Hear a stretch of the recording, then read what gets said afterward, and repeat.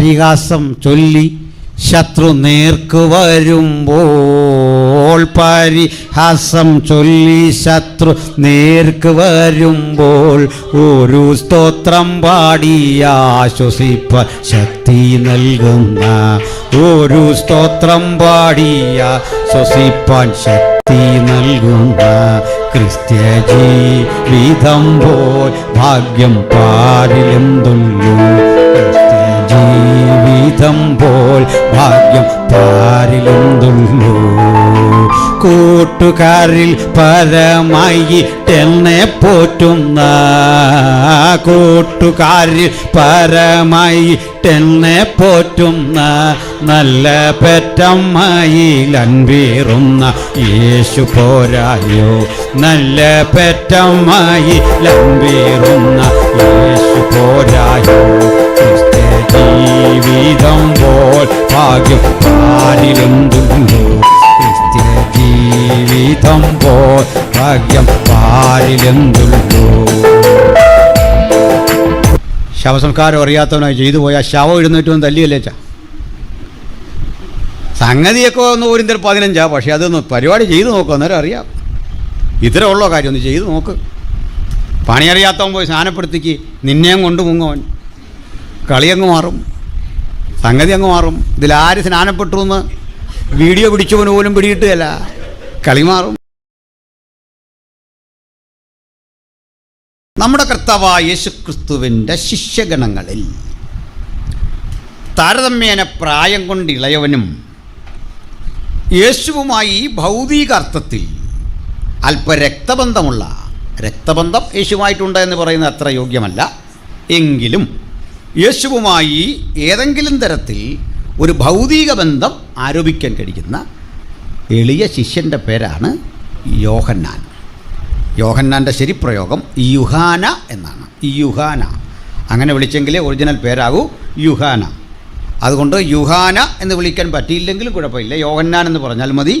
മലയാളമാണ് അവരുടെ പേരുകളൊക്കെ പറയുന്നതിൽ ഏതാണ്ട് നീതി പുലർത്തിയിട്ടുള്ളത്, ഇംഗ്ലീഷ് അല്ല. ജോൺ എന്നതിനേക്കാൾ ശരിയായ പ്രയോഗം യോഹന്നാനാണ്. ഓക്കെ, ഈ യുഹാന എന്ന യോഹന്നാൻ അദ്ദേഹം യേശുവിൻ്റെ ഏറ്റവും അടുത്ത ശിഷ്യൻ. അദ്ദേഹം തന്നെ പരിചയപ്പെടുത്തനുസരിച്ച് യേശു സ്നേഹിച്ച ശിഷ്യൻ. ഇനി ആ ബന്ധം ഞാൻ പറയാം. യേശുവിൻ്റെ അമ്മയായ മറിയയുടെ സഹോദരി ശലോമിയുടെ മകൻ. അദ്ദേഹത്തിൻ്റെ പിതാവിൻ്റെ പേര് സെബദി എന്നായിരുന്നു. ഈ കൂടെ തനിക്കൊരു ജ്യേഷ്ഠനുണ്ട്, യാക്കോബ്. ഇവരെ രണ്ടുപേരെയും ചേർത്തുകൊണ്ട്, യാക്കോബിനെയും യോഹന്നാനെയും ചേർത്തുകൊണ്ട് കർത്താവ് ഒരു പേര് വിളിച്ചു, ബോബർനഗോസ്. ഇങ്ങനെയാണ് വിളിച്ചത്. ലോകം വിളിച്ചു സെബദി മക്കൾ. സെബദി മക്കൾ എന്ന് വിളിച്ചപ്പോൾ കർത്താവ് വിളിച്ചത് സെബദിയുടെ മക്കൾ എന്നല്ല, സൺസ് ഓഫ് തണ്ടർ, ഇടിയുടെ മക്കൾ. അങ്ങനെ വിളിക്കാൻ കാരണം ഏതൊരു കർത്തവ്യത്തിലും ഏതൊരു കാര്യത്തിലും അവർ പുലർത്തിപ്പോന്ന ഊർജ്ജസ്വലതയായിരുന്നു. ഏത് കാര്യത്തിനും ഓടിയെത്തുന്ന അവരുടെ ഊർജ്ജസ്വലത ഒക്കെ കണ്ടിട്ട് വിളിച്ച പേരാണെന്നാണ് ഒരനുമാനം. ഇനി എന്തുമാകട്ടെ, കർത്താവ് ഒരു പേരിട്ട് വിളിച്ചാൽ, കർത്താവ് ഇരട്ടപ്പേരിട്ട് വിളിച്ചാൽ പോലും അതിലൊരു ഭംഗിയുണ്ട്, ഒരർത്ഥമുണ്ടല്ലേ. കർത്താവ് അവരെ അങ്ങനെ പേരിട്ട് വിളിച്ചു. ഇനി ഈ കുട്ടി മറ്റാർക്കുമില്ലാത്ത ചില ഗുണങ്ങൾ യേശുവിൽ നിന്ന് പഠിച്ചു. അതിലൊന്ന്, ഏത് ഘട്ടത്തിലും യേശുവിനെ ഉയർത്തുക, സ്വയം പിന്നിലേക്ക് മാറി നിൽക്കുക. തന്നെക്കുറിച്ച് കൂടുതൽ പറയാതെ യേശുവിനെക്കുറിച്ച് അധികം പറയുക, യേശുവിനെക്കുറിച്ച് മാത്രം പറഞ്ഞുകൊണ്ടിരിക്കുക. യേശു തൻ്റെ സ്വത്താണ്, സമ്പത്താണ് എന്ന ഒരു ബോധ്യത്തിൽ ആ ഹൃദയത്തോട് ചേർന്ന് പറ്റിയിരിക്കുക. അങ്ങനെ ഇരിക്കുന്ന ആ കുട്ടിയെ കണ്ടപ്പോൾ ആളുകളും സുഹൃത്തുക്കൾക്കും അന്നെന്താണെന്ന് വിചാരിച്ചതെന്ന് എനിക്കറിയില്ല. പക്ഷേ അങ്ങനെ പറ്റിച്ചേർന്നപ്പോൾ, ഒട്ടി നിന്നപ്പോൾ അവന് ജീവിതത്തിലെ പല സന്ദർഭങ്ങളുടെ, വിലയേറിയ പല അനുഭവങ്ങളുടെ ചില പാഠങ്ങൾ നഷ്ടമായി. വീട്ടിൽ അമ്മയോടൊപ്പം, അപ്പനോടൊപ്പം, സഹോദരനോടൊപ്പം ചിലവഴിക്കേണ്ട ബാല്യകാലത്തിൻ്റെ നല്ല ഭൂതകാലങ്ങളെ ഒരർത്ഥത്തിൽ നഷ്ടമായപ്പോൾ ആ ഭൂതകാലം യേശുവിനോട് ചേർന്നിരുന്നു എന്നത് അവന് പ്രയോജനപ്പെട്ടു. അങ്ങനെ യേശുവായിരുന്നു ജീവിതത്തിൻ്റെ സകലവും. ആ ചിന്തയിൽ അവന് മറ്റാർക്കുമില്ലാത്ത ഒരനുഭവം ഉണ്ടായി. അത് യേശുവിൻ്റെ കുരിശിൻ്റെ ചുവട്ടിൽ നിന്ന് യേശുവിൻ്റെ അന്ത്യരംഗങ്ങൾ കൃത്യം കണ്ടൊപ്പിയെടുക്കാൻ ഈ കൊച്ചുകുട്ടിക്ക് മാത്രമേ അപ്പോസ്തലന്മാരിൽ ഭാഗ്യമുണ്ടായുള്ളൂ. അതുകൊണ്ട് നിങ്ങൾ ആരായിരിക്കുന്നു എന്നുള്ളതല്ല, നിങ്ങളുടെ വലിപ്പം അല്ല ഇവിടുത്തെ വിഷയം. നിങ്ങൾക്ക് ക്രൂശിൻ്റെ ചുവട്ട് നിൽക്കാനുള്ള സന്മനസ്സാണ് ക്രിസ്തീയ വിശ്വാസത്തിൻ്റെ ധൈര്യം. Praise the lord. ഏകരായി ക്രൂശിൻ്റെ ചുവട്ട് നിൽക്കുവാൻ. കുടുംബത്തിൽ പലതരം പ്രതിസന്ധികൾ ഉണ്ടായപ്പോൾ, ദാരിദ്ര്യത്തിൻ്റെ നടുവിൽ, കഷ്ടപ്പാടുകളുടെ നടുവിൽ, ഞെരുക്കങ്ങളുടെ നടുവിൽ യേശുവിനൊപ്പം നിൽക്കുവാൻ, ആ ക്രൂശിനൊപ്പം നിൽക്കുവാൻ നമുക്ക് കിട്ടുന്ന ഭാഗ്യം ഒരപൂർവ ഭാഗ്യമാണ് പ്രിയപ്പെട്ടവരെ. ഹല്ലേലൂയ. ഇന്ന് രാത്രി ആമുഖമായൊരു തീരുമാനമെടുത്തു പോകണം. ഈ ആര് തള്ളിക്കളയുമ്പോഴും ഒറ്റപ്പെടുമ്പോഴും എനിക്കിഷ്ടം ക്രൂശിനൊപ്പം നിൽക്കാനാണ്. ഹല്ലേലൂയ. സ്തോത്രം.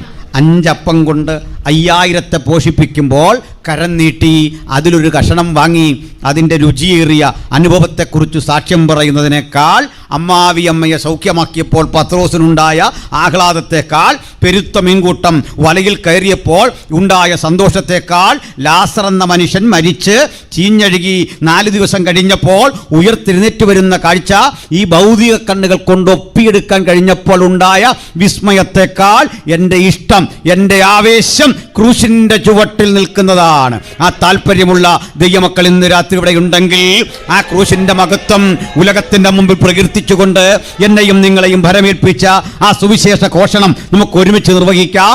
ഈ ക്രൂശാണ് ഭക്തന്റെ പ്രതീക്ഷ, ഈ ക്രൂശാണ് അവൻ്റെ പ്രശംസ. ഈ ക്രൂശിലല്ലാതെ ഞങ്ങൾക്ക് പ്രശംസയില്ല. അവസാന നിമിഷവും ക്രൂശാണ് എനിക്ക് അഭയം, ക്രൂശാണ് എനിക്ക് ആശ്വാസം, ക്രൂശാണ് എനിക്ക് മാർഗദർശി. ഹല്ലേലൂയ. അപ്പോൾ ഈ ക്രൂശിൻ്റെ വിട്ട് നിൽക്കുക അത്ര എളുപ്പമുള്ളൊരു പണിയല്ല. അതിന് കാരണം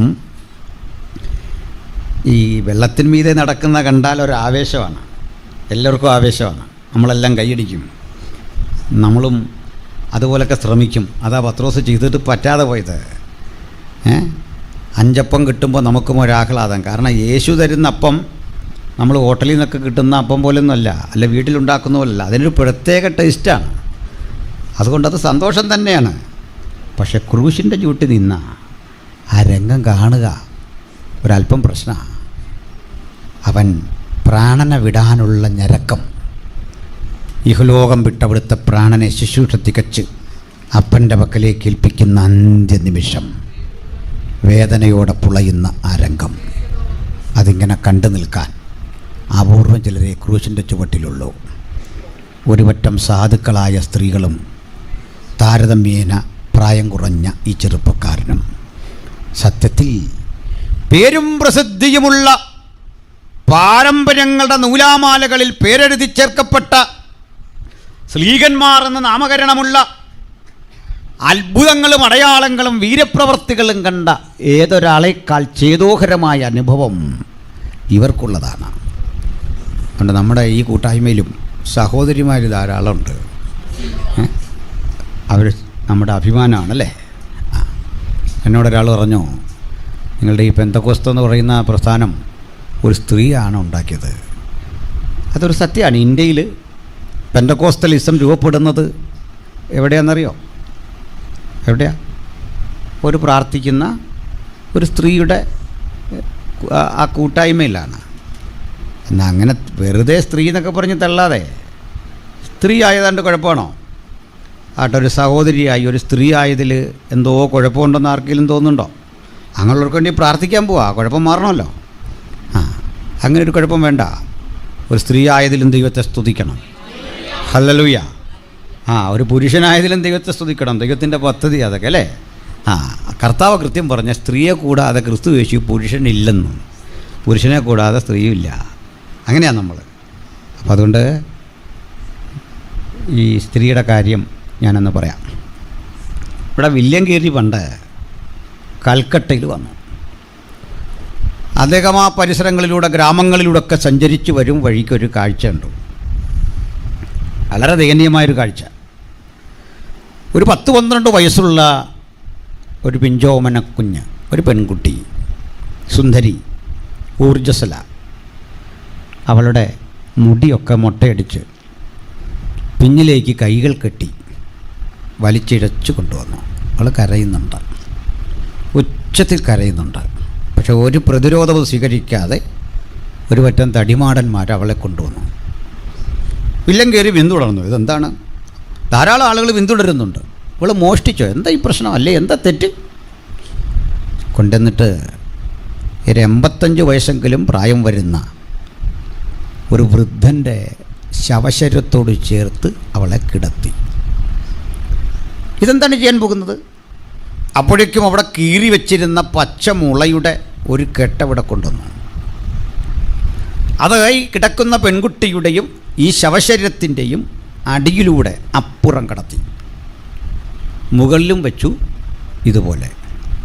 എന്നിട്ട് ഇവരെ ചേർത്ത് പച്ചവള്ളിക്ക് വരിഞ്ഞു മുറുക്കി ഒന്നാക്കി തീർത്തു. പച്ചമുളകൾ ചേർത്ത്, കയറ് ചേർത്ത്, വള്ളികൾ ചേർത്ത് തലങ്ങും വിലങ്ങും ബന്ധിച്ച് അവളുടെ ചലനശേഷി കംപ്ലീറ്റ് നശിപ്പിച്ചു. അവൾ ബോധരഹിതയായി. ഈ കിടക്കുന്ന പുരുഷൻ അവളുടെ അപ്പനോ മുത്തശ്ശനല്ല, ഭർത്താവാണ്. നോക്കണം, ഈ ഘട്ടത്തിൽ അവളുടെ ശരീരത്തിലേക്ക് ചിരട്ടയും നെയ്യും കച്ചിയുമൊക്കെ വാരിയിട്ടു. ഒരു വലിയ കച്ചിക്കൂന അവിടെ രൂപപ്പെട്ടു. എന്തോ ചില പ്രാകൃത ശബ്ദങ്ങൾ ഉദ്ധരിച്ച ശേഷം ഒരു തിരി കത്തിച്ചവളുടെ ശരീരത്തിലേക്ക്, ഈ തീക്കൂനയിലേക്ക് ഇട്ടു. ആളിക്കത്തുന്ന തീക്കുള്ളിലും കർമ്മികൾ പാട്ടുപാടിയും നൃത്തം ചെയ്തും ഇവർക്ക് ശവദാഹം നിർവഹിക്കുകയാണ്.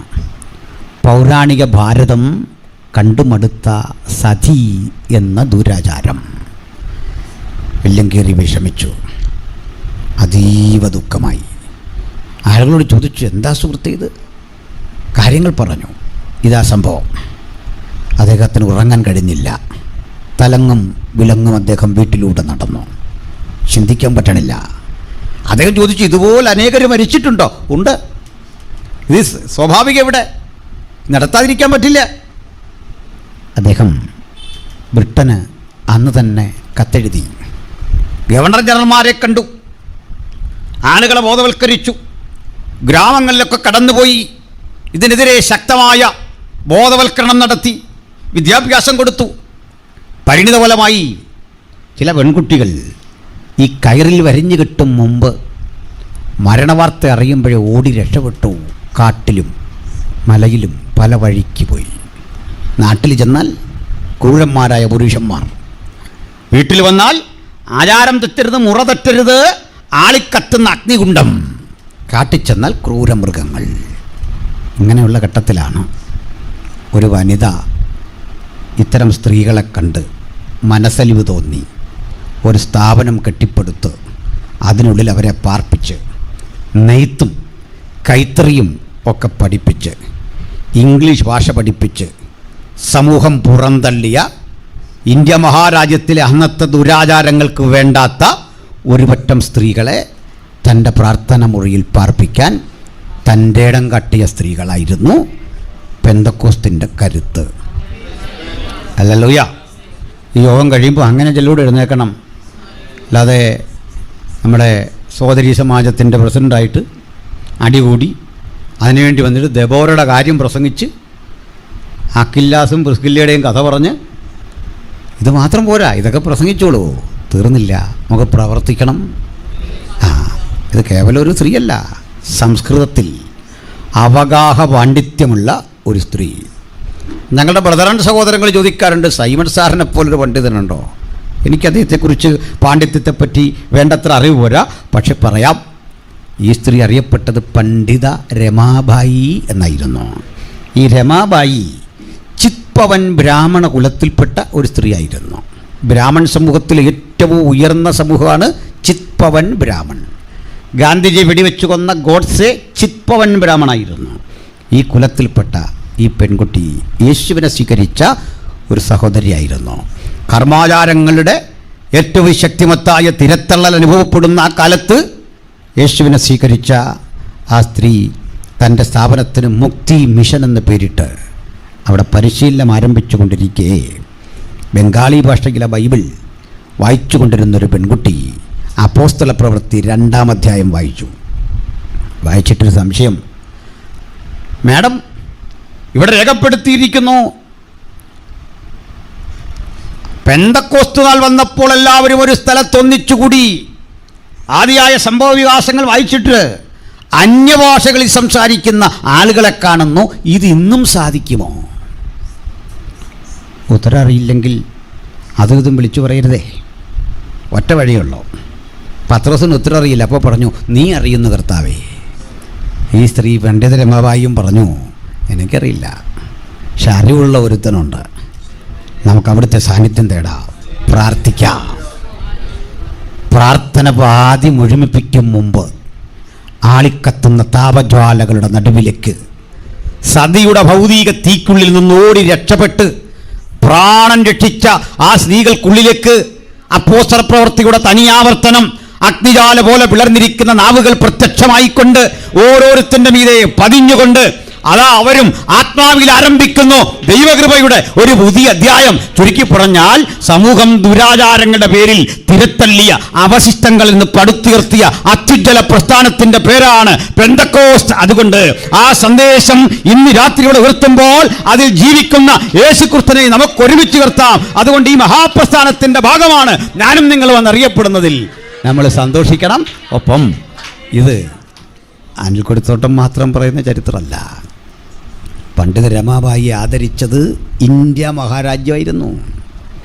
നോക്കണേ, ഡോക്ടർ സർവേപ്പള്ളി രാധാകൃഷ്ണൻ, അവണ്ണം doctor Rajendra Prasad, doctor BR Ambedkar, ഇവർക്കൊക്കെ മാത്രം കിട്ടിയ പുരസ്കാരം ആ കരങ്ങൾ നീട്ടി വാങ്ങാൻ പണ്ഡിത രമാബായിക്കും ദൈവ അവകാശവും സാഹചര്യവും കൊടുത്തെങ്കിൽ ഓർത്തു നോക്കണം രാജ്യം എങ്ങനെ അവരെ ആദരിച്ചു. വില്യം ഗേരിയെക്കുറിച്ചും പറയാം. അത് കേവലം മിഷണറി പ്രവർത്തകനായിരുന്നില്ല. 91 അദ്ദേഹം ആരംഭിച്ച വിദ്യാഭ്യാസ സ്ഥാപനത്തിൻ്റെ 100 വർഷം തികയുന്ന വേളയിൽ വില്യം ഗേരി ആദരിച്ചത് ഇന്ത്യൻ രാഷ്ട്രപതി ശങ്കർ ദയാൽ ശർമ്മയായിരുന്നു. അദ്ദേഹത്തിൻ്റെ തപാൽ സ്റ്റാമ്പ് പുറത്തിറക്കിക്കൊണ്ട് അദ്ദേഹത്തെയും ആദരിച്ചു. ഇതൊന്നും ഇന്നത്തെ ചരിത്രകാരന്മാർ എഴുതൂല. അവർ സതി നിർമ്മാർജ്ജനമൊക്കെ പറയുമ്പോൾ അതിൽ ഇടപെട്ട പ്രധാന പേരുകൾ എഴുതൂല. പോട്ടെ, എൻ്റെ വിഷയം അതല്ല. അതുകൊണ്ട് നിങ്ങളൊരു ചെറിയ മനുഷ്യനാന്ന് തോന്നണ്ട. എപ്പോഴാ നമ്മൾ ചെറിയ മനുഷ്യരാണ്, പക്ഷെ ക്രൂശിൻ്റെ ചുവട്ടിൽ നിൽക്കുമ്പോൾ നമുക്ക് വലിപ്പം വർദ്ധിക്കും, നമുക്ക് അറിവ് വർദ്ധിക്കും, നമ്മുടെ ചിന്താപരത വർദ്ധിക്കും, നമ്മുടെ ആത്മശക്തി വർദ്ധിക്കും. രണ്ട് ഇന്ന് രാത്രി ഇരിക്കുന്ന ചെറിയവരും വലിയവരുമായ കുഞ്ഞുങ്ങളും മുതിർന്നവരുമായ ഏവരും ഒന്ന് സമ്മതിച്ചേക്ക്, ഞാനൊരു ചെറിയ മനുഷ്യൻ, പക്ഷെ ഞാൻ സേവിക്കുന്ന ദൈവം മഹാൻ, സർവശക്തൻ, അവൻ മഹാദൈവം, അവൻ്റെ സന്നിധിയിലാണ് ഞാൻ വന്നിരിക്കുന്നത്. സ്തോത്രം. എടുക്കം യോഹന്നാൻ ഈ കാഴ്ചയൊക്കെ കണ്ടു, ഭയം കൂടാതെ കണ്ട്. പിരിയാൻ നേരം യേശു പറഞ്ഞു, സഹോദര, ഇതാ നിൻ്റെ അമ്മ. ശ്രദ്ധിക്കണം, എങ്ങനെ പറഞ്ഞേ? എൻ്റെ അമ്മ എന്നല്ല, യേശുവിൻ്റെ അമ്മ തന്നെയാണ് മറിയം. ഞങ്ങൾക്ക് കാര്യത്തിൽ തർക്കമൊന്നുമില്ല. വിശുദ്ധ മറിയമെന്ന് വിളിക്കാൻ ഞങ്ങൾക്കൊരു ബുദ്ധിമുട്ടില്ല. ആദരിക്കപ്പെട്ട ഒരു ദൈവദാസിയാണ് അവരെന്ന് വിശ്വസിക്കാൻ ഞങ്ങൾക്ക് ഒരു വിഷമവുമില്ല. അങ്ങനെ വിശ്വസിച്ചില്ലെങ്കിൽ നിങ്ങൾ ദൈവമക്കളല്ല. നമുക്കാർക്കെങ്കിലും കന്യകാ മറിയം എന്ന അനുഗ്രഹിക്കപ്പെട്ട കർത്തൃദാസിയോട് എന്തെങ്കിലും വിരോധമുണ്ടോ? സ്ത്രീകളിൽ ഏറ്റവും അനുഗ്രഹിക്കപ്പെട്ട ആ കർത്തൃദാസിയോട് നമുക്ക് ആദരവാണുള്ളത്. പക്ഷെ ആരാധിക്കില്ല ഞങ്ങൾ. ആരാധനയ്ക്ക് യോഗ്യൻ ഒരുവനേ ഉള്ളൂ. സ്തോത്രം. ഞാൻ പറയട്ടെ, ഇന്ത്യ മഹാരാജ്യത്തിലെ സാംസ്കാരിക നായകന്മാർ, സാമൂഹ്യ പ്രവർത്തകർ, മഹാത്മജി ഉൾപ്പെടെയുള്ള സ്വാതന്ത്ര്യ സമര സേനാനികൾ ഇന്ത്യ ഇന്നായിരിക്കുന്ന അളവിലേക്ക് ആക്കി തീർക്കാൻ പ്രാണത്യാഗം ചെയ്ത ഏതൊരാളോടും ആദരവ്, ആദരവ്, ആദരവ്. പക്ഷെ ആരാധിക്കില്ല. അതിന് ഞങ്ങൾക്ക് കഴിയില്ല. ആരാധിക്കാൻ ഒരുവൻ മാത്രം, അത് സർവ്വം സൃഷ്ടിച്ച മഹാദൈവം. ആ ദൈവത്തെ ഞങ്ങൾ ആരാധിക്കൂ. അപ്പം നമുക്ക് പിരിയാൻ നേരം പറഞ്ഞു, സഹോദര, ഇതാ നിൻ്റെ അമ്മ. സ്ത്രീയെ, ഇതാ നിൻ്റെ മകൻ. അങ്ങനെ സംരക്ഷണം ഏർപ്പെടുത്തി വിട്ടു. യോഹന്നാൻ്റെ ഈ സങ്കടമൊക്കെ മാറാൻ 3 ദിവസം മതിയായിരുന്നു. ഉയർത്തെഴുന്നേറ്റ യേശു യോഹന്നാനെയും കണ്ടു. 40 ദിവസമായി കൂടെ പിന്നെ സഞ്ചരിച്ച്. അല്ല, ഒറ്റപ്പെട്ടൊരു പ്രത്യക്ഷതയല്ല. 40 ദിവസം ശിഷ്യഗണങ്ങൾക്ക് പ്രത്യക്ഷനായി. 500ഓളം പേർക്ക് ഒരുമിച്ച് പ്രത്യക്ഷനായി. ഒറ്റപ്പെട്ട പ്രത്യക്ഷതകളുണ്ടായി. എമ്മൗസിലെ ശിഷ്യന്മാർക്ക് പ്രത്യക്ഷനായി. അവർക്കൊപ്പം സമയം ചിലവഴിച്ചു. ആഹാര രംഗത്ത് പോലും സമയം ചിലവഴിച്ചു. പക്ഷേ ഇതൊന്നുമല്ല പ്രധാനം. ഈ യോഹന്നാനൊപ്പം വന്ന ദേവദാസന്മാരൊക്കെ മരിച്ചു. പലർക്കും അറിയാത്തൊരു കാര്യം പറയാം. നമ്മുടെ ആളുകൾക്കാർക്കും ഈ നല്ല മരണം കിട്ടിയ ആളുകളല്ല. ലോകം പറയുന്ന നല്ല മരണമില്ലേ, അതൊന്നും കിട്ടിയില്ല. നമ്മൾ പറയില്ല, അമ്മച്ചി പാട്ട് പാടിക്കൊണ്ടിരുന്നപ്പോൾ മരിച്ചു, നല്ല മരണം. പ്രാർത്ഥിച്ചുകൊണ്ടിരുന്നപ്പോൾ മരിച്ചു, പ്രസംഗിച്ചുകൊണ്ടിരുന്ന നല്ല മരണമാണ്, സംശയമൊന്നുമില്ല. പക്ഷെങ്കിൽ ദൈവദാസന്മാർ പലരും മരിച്ചത് വെട്ടേറ്റ്, തീച്ചൂളയിൽ മുക്കിക്കൊന്ന, ചുണ്ണാമ്പ് ചൂളയിൽ കൊണ്ടിട്ട്, വിശക്കുന്ന കാട്ടുമൃഗങ്ങളുടെ മുമ്പിലേക്ക് എറിഞ്ഞിട്ട്. വചനം പറയുന്നു, ലോകം അവർക്ക് യോഗ്യമായിരുന്നില്ല. ഇതൊന്നും കണ്ട് അടിപതറാത്ത കർത്തൃദാസന് 90 വയസ്സിലധികം പ്രായം കഴിഞ്ഞു. ഒരു ദിവസം രാജ്യം ഭരിക്കുന്ന ഡൊമീഷ്യൻ കൈസർ എന്ന മഹാക്രൂരനായ ചക്രവർത്തി ശക്തിയുക്തം യേശുവിനെ പ്രസംഗിക്കുന്ന അവിടുത്തെ അനുഗാമികളിൽ നേരിട്ട് യേശുവിൻ്റെ കൈവപ്പ് സ്വീകരിച്ച യോഹന്നാൻ എന്ന മനുഷ്യനെയും അറസ്റ്റ് ചെയ്തു. ഒരു തരം പ്രാകൃത ശിക്ഷയ്ക്ക് വിധേയനാക്കി. തിളച്ച എണ്ണയിലിടുക, എന്തോ ആ ശിക്ഷയെ യോഹന്നാൻ അതിജീവിച്ചു. അങ്ങനെയൊന്നുണ്ട്, ചില ഘട്ടങ്ങളിൽ പ്രതീക്ഷിക്കാത്ത വിടുതലും ദൈവത്തിൻ്റെ പദ്ധതിയാണ്. എപ്പോഴും വിടുതൽ പ്രതീക്ഷിക്കരുത്. ചില ഘട്ടങ്ങളിൽ ആ എണ്ണ നിന്നെ ദഹിപ്പിച്ചു കളയും. അതിനും മനസ്സ് കാണിക്കണം. ഒഴുകുന്ന എണ്ണ കണ്ടിട്ട്, ആളിക്കത്തുന്ന തീ കണ്ടിട്ട് പറയണം, വിട്ടുപിരിഞ്ഞ് ക്രിസ്തുവിനോടെ ആയിരിക്കുന്നത് എനിക്കേറെ നല്ലത്. ആളിക്കത്തുന്ന തീ കണ്ടിട്ട് വിട്ടുപിരിഞ്ഞ് ക്രിസ്തുവിനോടെ ആയിരിക്കുന്നത് ഏറെ നല്ലത്. ആ തീക്കുള്ളിൽ കൂടി കിടക്കുമ്പോൾ പറയണം, എനിക്ക് ജീവിക്കുന്നത് ക്രിസ്തു, മരിക്കുന്നത് ലാഭം. ഇത് രണ്ടും ഭക്തൻ്റെ വഴിയാണ്. പക്ഷെ ഇന്നത്തെ ഒരു പുതിയ തലമുറ ഈ വിടുതൽ മാത്രമേ ഉള്ളെന്ന് പറഞ്ഞതാ നമുക്കൊക്കെ പറ്റിയ പരാജയം. പോട്ടെ, സ്തോത്രം. ഏതായാലും യോഹന്നാൻ അന്ന് മരിച്ചില്ല. യോഹന്നാനെ കൊണ്ട് പത്മോസ് ദ്വീപിൻ്റെ ഒറ്റപ്പെട്ട തുരുത്തിൽ തള്ളി. അവിടെ കൽക്കരിക്കനിയാണ്. ചരിത്രം അങ്ങനെ വിശദീകരിക്കുന്നത്. അവിടെ കൊടും കുറ്റവാളികളെ കൊണ്ട് പാർപ്പിക്കുന്ന ഇടമാണ്. കൽക്കരിക്കനിയിൽ പണിയെടുക്കണം. അവിടേക്ക് വല്ലപ്പോഴും വരുന്ന ബോട്ടിൽ ഈ കൽക്കരി കയറ്റി വിടണം. ഭക്ഷണം കിട്ടിയാലായി, ഇല്ലെങ്കിലായി. ഭക്ഷണപ്പൊതികൾ കരയിലേക്ക് വലിച്ചെറിയും. ചിലർക്ക് കിട്ടും, ചിലർക്ക് കിട്ടില്ല. പണിയെടുത്ത് മരിക്കണം. കൊടും ക്രിമിനലുകൾക്കൊപ്പം കർത്തദാസനെ പാർപ്പിക്കുമ്പോൾ ജീവച്ഛവമായ പ്രായപൂർത്തിയായ ആളുകൾ, മരണം മുമ്പിൽ കണ്ട് കഴിയുന്ന സ്ത്രീപുരുഷന്മാർ, ഭീകരത നിറഞ്ഞു നിൽക്കുന്ന അന്തരീക്ഷം, എങ്ങും മരണത്തിൻ്റെ ഗന്ധം. പക്ഷേ ഭക്തൻ തോറ്റുകൊടുത്തില്ല. അദ്ദേഹത്തിൻ്റെ അനുഭവം ഈ പുസ്തകത്തിൽ രേഖപ്പെടുത്തിയിരിക്കുക. കർത്തൃദിവസത്തിൽ ഞാൻ ആത്മവിവശനായി. ഭക്തനെ സംബന്ധിച്ചിടത്തോളം ഏത് പ്രതിസന്ധിയും ആത്മനിറവിൽ ആരാധിക്കാൻ ഒരു തടസ്സമായിരിക്കുന്നില്ല. അവനെ കാത്തിരിക്കുന്ന കർത്തൃദിവസങ്ങൾ പുത്തൻ ജീവിത വഴിത്താരകളിലൂടെ അവനെ നയിക്കുവാൻ ഇന്നും പര്യാപ്തമാണ്. ആ ഘട്ടത്തിൽ കണ്ട കാഴ്ചയുടെ പേരാണ് വെളിപ്പാട്. ഒത്തിരി ഉണ്ടത് പറയാൻ. കർത്താവിൻ്റെ ദാസൻ, നമ്മുടെ അധ്യക്ഷനായ ദിവാസൻ പറയായിരുന്നു, ചില നാൾക്കപ്പുറത്ത് ഞാൻ IM ബൈബിൾ ഇൻസ്റ്റിറ്റ്യൂട്ടിൽ ഈ ക്ലാസ് എടുത്തിരുന്നു. 4-5 ദിവസം എല്ലാ വർഷവും അവിടെ ഞാൻ ഈ ക്ലാസ് എടുക്കുന്നുണ്ട്. ദൈവാസനൊക്കെ അവിടെ ഉണ്ടായിരുന്നു. അത് ഒരു ദിവസം കൊണ്ടോ ഒരു മണിക്കൂർ കൊണ്ടോ പഠിക്കാൻ പറ്റുന്ന ഒരു സബ്ജക്റ്റല്ല, ഒരു നീണ്ട സബ്ജക്റ്റാണ്. ഞാനിത് ഏറ്റവും അധികം നാളുകൾ ക്ലാസ് എടുത്തത് നമ്മുടെ പ്രിൻസ് പാസ്റ്ററുടെ റാന്നിയിലെ ചർച്ചിലായിരുന്നു. 3 ദിവസത്തെ ക്ലാസ് തുടങ്ങിയതാണ്. അത് തീരാതെ വരുമ്പോൾ അത് 7 ദിവസമാക്കി കൂട്ടി. അപ്പോൾ 10 ദിവസമായി. അപ്പോഴേക്കും പാപ്പയുള്ള കാലമാണ്. അപ്പോൾ എന്നോട് പറഞ്ഞു, പാസ്റ്റർ അത് പിടിച്ചു നിർത്തണ്ട, ഇത് പോകുന്ന അത്രയും പോകട്ടെ, എന്നിട്ട് നിർത്തിയാൽ മതി. കൃപയാൽ ആ ക്ലാസ് 107 ദിവസം തുടർച്ചയായിട്ട് അനേക ആളുകൾ വരികയും വചനം പഠിക്കുകയും ചെയ്ത അനുഭവം ഉണ്ടായി. അത്രയും വലിയൊരു മഹാസാഗരമാണ് നമ്മുടെ മുമ്പിലിരിക്കുന്ന. സ്തോത്രം, ഹല്ലേലൂയ, സ്തോത്രം. ഇത് തെറ്റിദ്ധരിക്കല്ലേ, ഞാൻ ഇത്രയും വലിയ ക്ലാസ് എടുത്തൊരു മിടുക്കനൊന്നുമല്ല, അത് പറയാൻ വേണ്ടി അല്ല വന്നത്. വചനത്തിന് ചില പ്രകാശനങ്ങൾ ആ സമയത്ത് ഇങ്ങനെ കിട്ടിക്കൊണ്ടിരിക്കും. ഞാനൊരറിവുള്ള ആളെയല്ല, പക്ഷേ ആ സമയത്ത് ദൈവം തരുന്ന ചില കാഴ്ചപ്പാടുകൾ, പ്രകാശനങ്ങൾ വഴി അങ്ങനെ യാത്ര ചെയ്തു. ചരിത്രകൃതികൾ പരതി പലതിലൂടെയും കർത്താവിൻ്റെ നടത്തിയ അനുഭവങ്ങളും അന്വേഷണങ്ങളുമാണ് ഇന്നും നമ്മൾ ചർച്ച ചെയ്യുന്നത്. ഇപ്പോൾ വായിച്ചത് സുപ്രധാനമായ ഒരു കാര്യം. എന്താ അത്? യോഹന്നാൻ ഒരു സ്വർഗീയ ദർശനം കണ്ടു.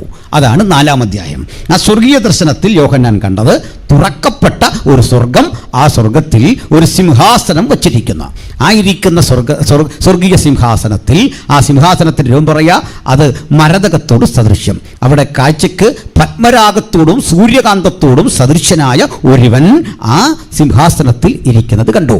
അതിൽ ഇരിക്കുന്നവന് ചുറ്റും ഒരു മരതകത്തിൻ്റെ വില്ല്, മനോഹരമായ ഒരു കാന്തി. അതിൻ്റെ മുമ്പിൽ നിന്ന് ശുദ്ധ പളുങ്കിനൊത്ത ഒരു കണ്ണാടിക്കടൽ പുറപ്പെടുന്നു. ഈ കണ്ണാടിക്കടലിൻ്റെ ഇരുവശത്തുമായി കൃത്യമായി തന്നെ രേഖപ്പെടുത്തിയിരിക്കുന്നു, യഹോവയുടെ 7 ആത്മാക്കളായ 7 ദീപങ്ങൾ ജ്വലിച്ചുകൊണ്ട് നിൽക്കുന്നു. ഭംഗിയതല്ല, തൊട്ടു മുമ്പിലായിട്ട് 24 മൂപ്പന്മാരെ കാണാം. അവർ പൊൻകിരീടങ്ങൾ തലയിൽ വെച്ചിരിക്കുന്നു.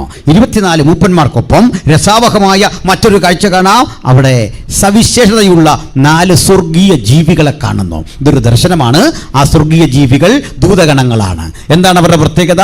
അവർക്ക് മുൻപുറവും പിൻപുറവും കണ്ണ് നിറഞ്ഞിരിക്കുന്നു. അതിൻ്റെ അർത്ഥം മുമ്പും പിമ്പുമുള്ള കാര്യങ്ങളെ, ഭൂതകാലത്തെയും ഭാവിയെയും ഒരുപോലെ കാണത്തക്ക വിധത്തിൽ അവയുടെ ദർശനം വിശാലമാണ്. അവയ്ക്ക് പിന്നെ പ്രത്യേകതയുണ്ട്. 6 ചിറക് വീതം, ഓരോന്നിനും 6 ചിറകുണ്ടായിരുന്നു. 6 ചിറക് വീതമുള്ള 4 ജീവികൾ. വെള്ളം വേണ്ട, അപ്പത്തിനായുള്ള വിശപ്പല്ല, വെള്ളത്തിനായുള്ള ദാഹമല്ല, ഇതിങ്ങനെ ഉണ്ടാവും. സ്തോത്രം. അപ്പോൾ താങ്ക് യു. അപ്പോൾ 6 ചിറകുള്ള ഈ ജീവികൾ, 4 ജീവികൾ. ഈ 4 ജീവികൾക്ക് മുൻപുറവും പിൻപുറവും കണ്ണു നിറഞ്ഞിരിക്കുന്നു. അവ 2 ചിറകുകൾ കൊണ്ട് പറന്നു, 2 കൊണ്ട് പാദം മൂടി, 2 കൊണ്ട് മുഖം മൂടി. മുഖം മൂടി എന്ന് പറയുമ്പോൾ മറ്റൊരു കാഴ്ച കൂടി കാണാം. ഒരുത്തനോട് ഒരുത്തൻ. അതെങ്ങനെ മുഖം മൂടിക്കൊണ്ട് ഒരുത്തനോടൊരുത്തന് പറയാൻ പറ്റുന്നേ? മുഖം മൂടിക്കൊണ്ട് പബ്ലിക്കല്ലേ പറയാൻ പറ്റുന്നേ? പറയാൻ പറ്റും. എങ്ങനെയാണെന്നറിയണ്ടേ? ഇതാ, കാർക്കശ ബുദ്ധിയുള്ള വെൽ ഡിസിപ്ലിനറിനായ ഒരു പ്രിൻസിപ്പൾ അതുവഴി പോകുന്നു.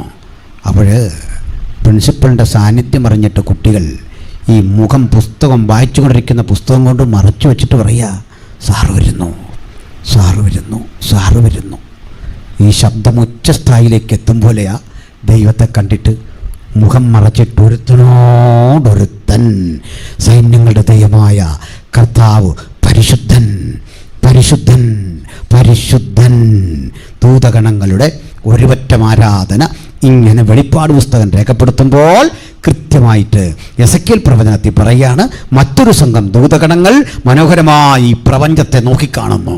ഈ പ്രപഞ്ചത്തിൻ്റെ വിസ്തൃതമായ പ്രപഞ്ചത്തിൽ ഓരോ ഗോളങ്ങൾ അവൻ അണിയിച്ചൊരുക്കുന്നു. സൂര്യനെ, ചന്ദ്രനെ, ഭൂമിയെ ഒക്കെ കണ്ടിട്ട്, ഭ്രമണപഥത്തിലൂടെ യാത്ര ചെയ്യുന്ന ഈ താരകങ്ങളൊക്കെ കണ്ടിട്ട്, അടുക്കും ചിട്ടയും കൂടി ഈ പ്രപഞ്ചം ഇങ്ങനെ സഞ്ചരിക്കുന്ന കണ്ടിട്ട് ആ ദൈവത്തിൻ്റെ മഹത്വത്തെ വർണ്ണിച്ചുകൊണ്ട് പറയുക, സകല പ്രപഞ്ചവും അവൻ്റെ മഹത്വം കൊണ്ട് നിറഞ്ഞിരിക്കുന്നു.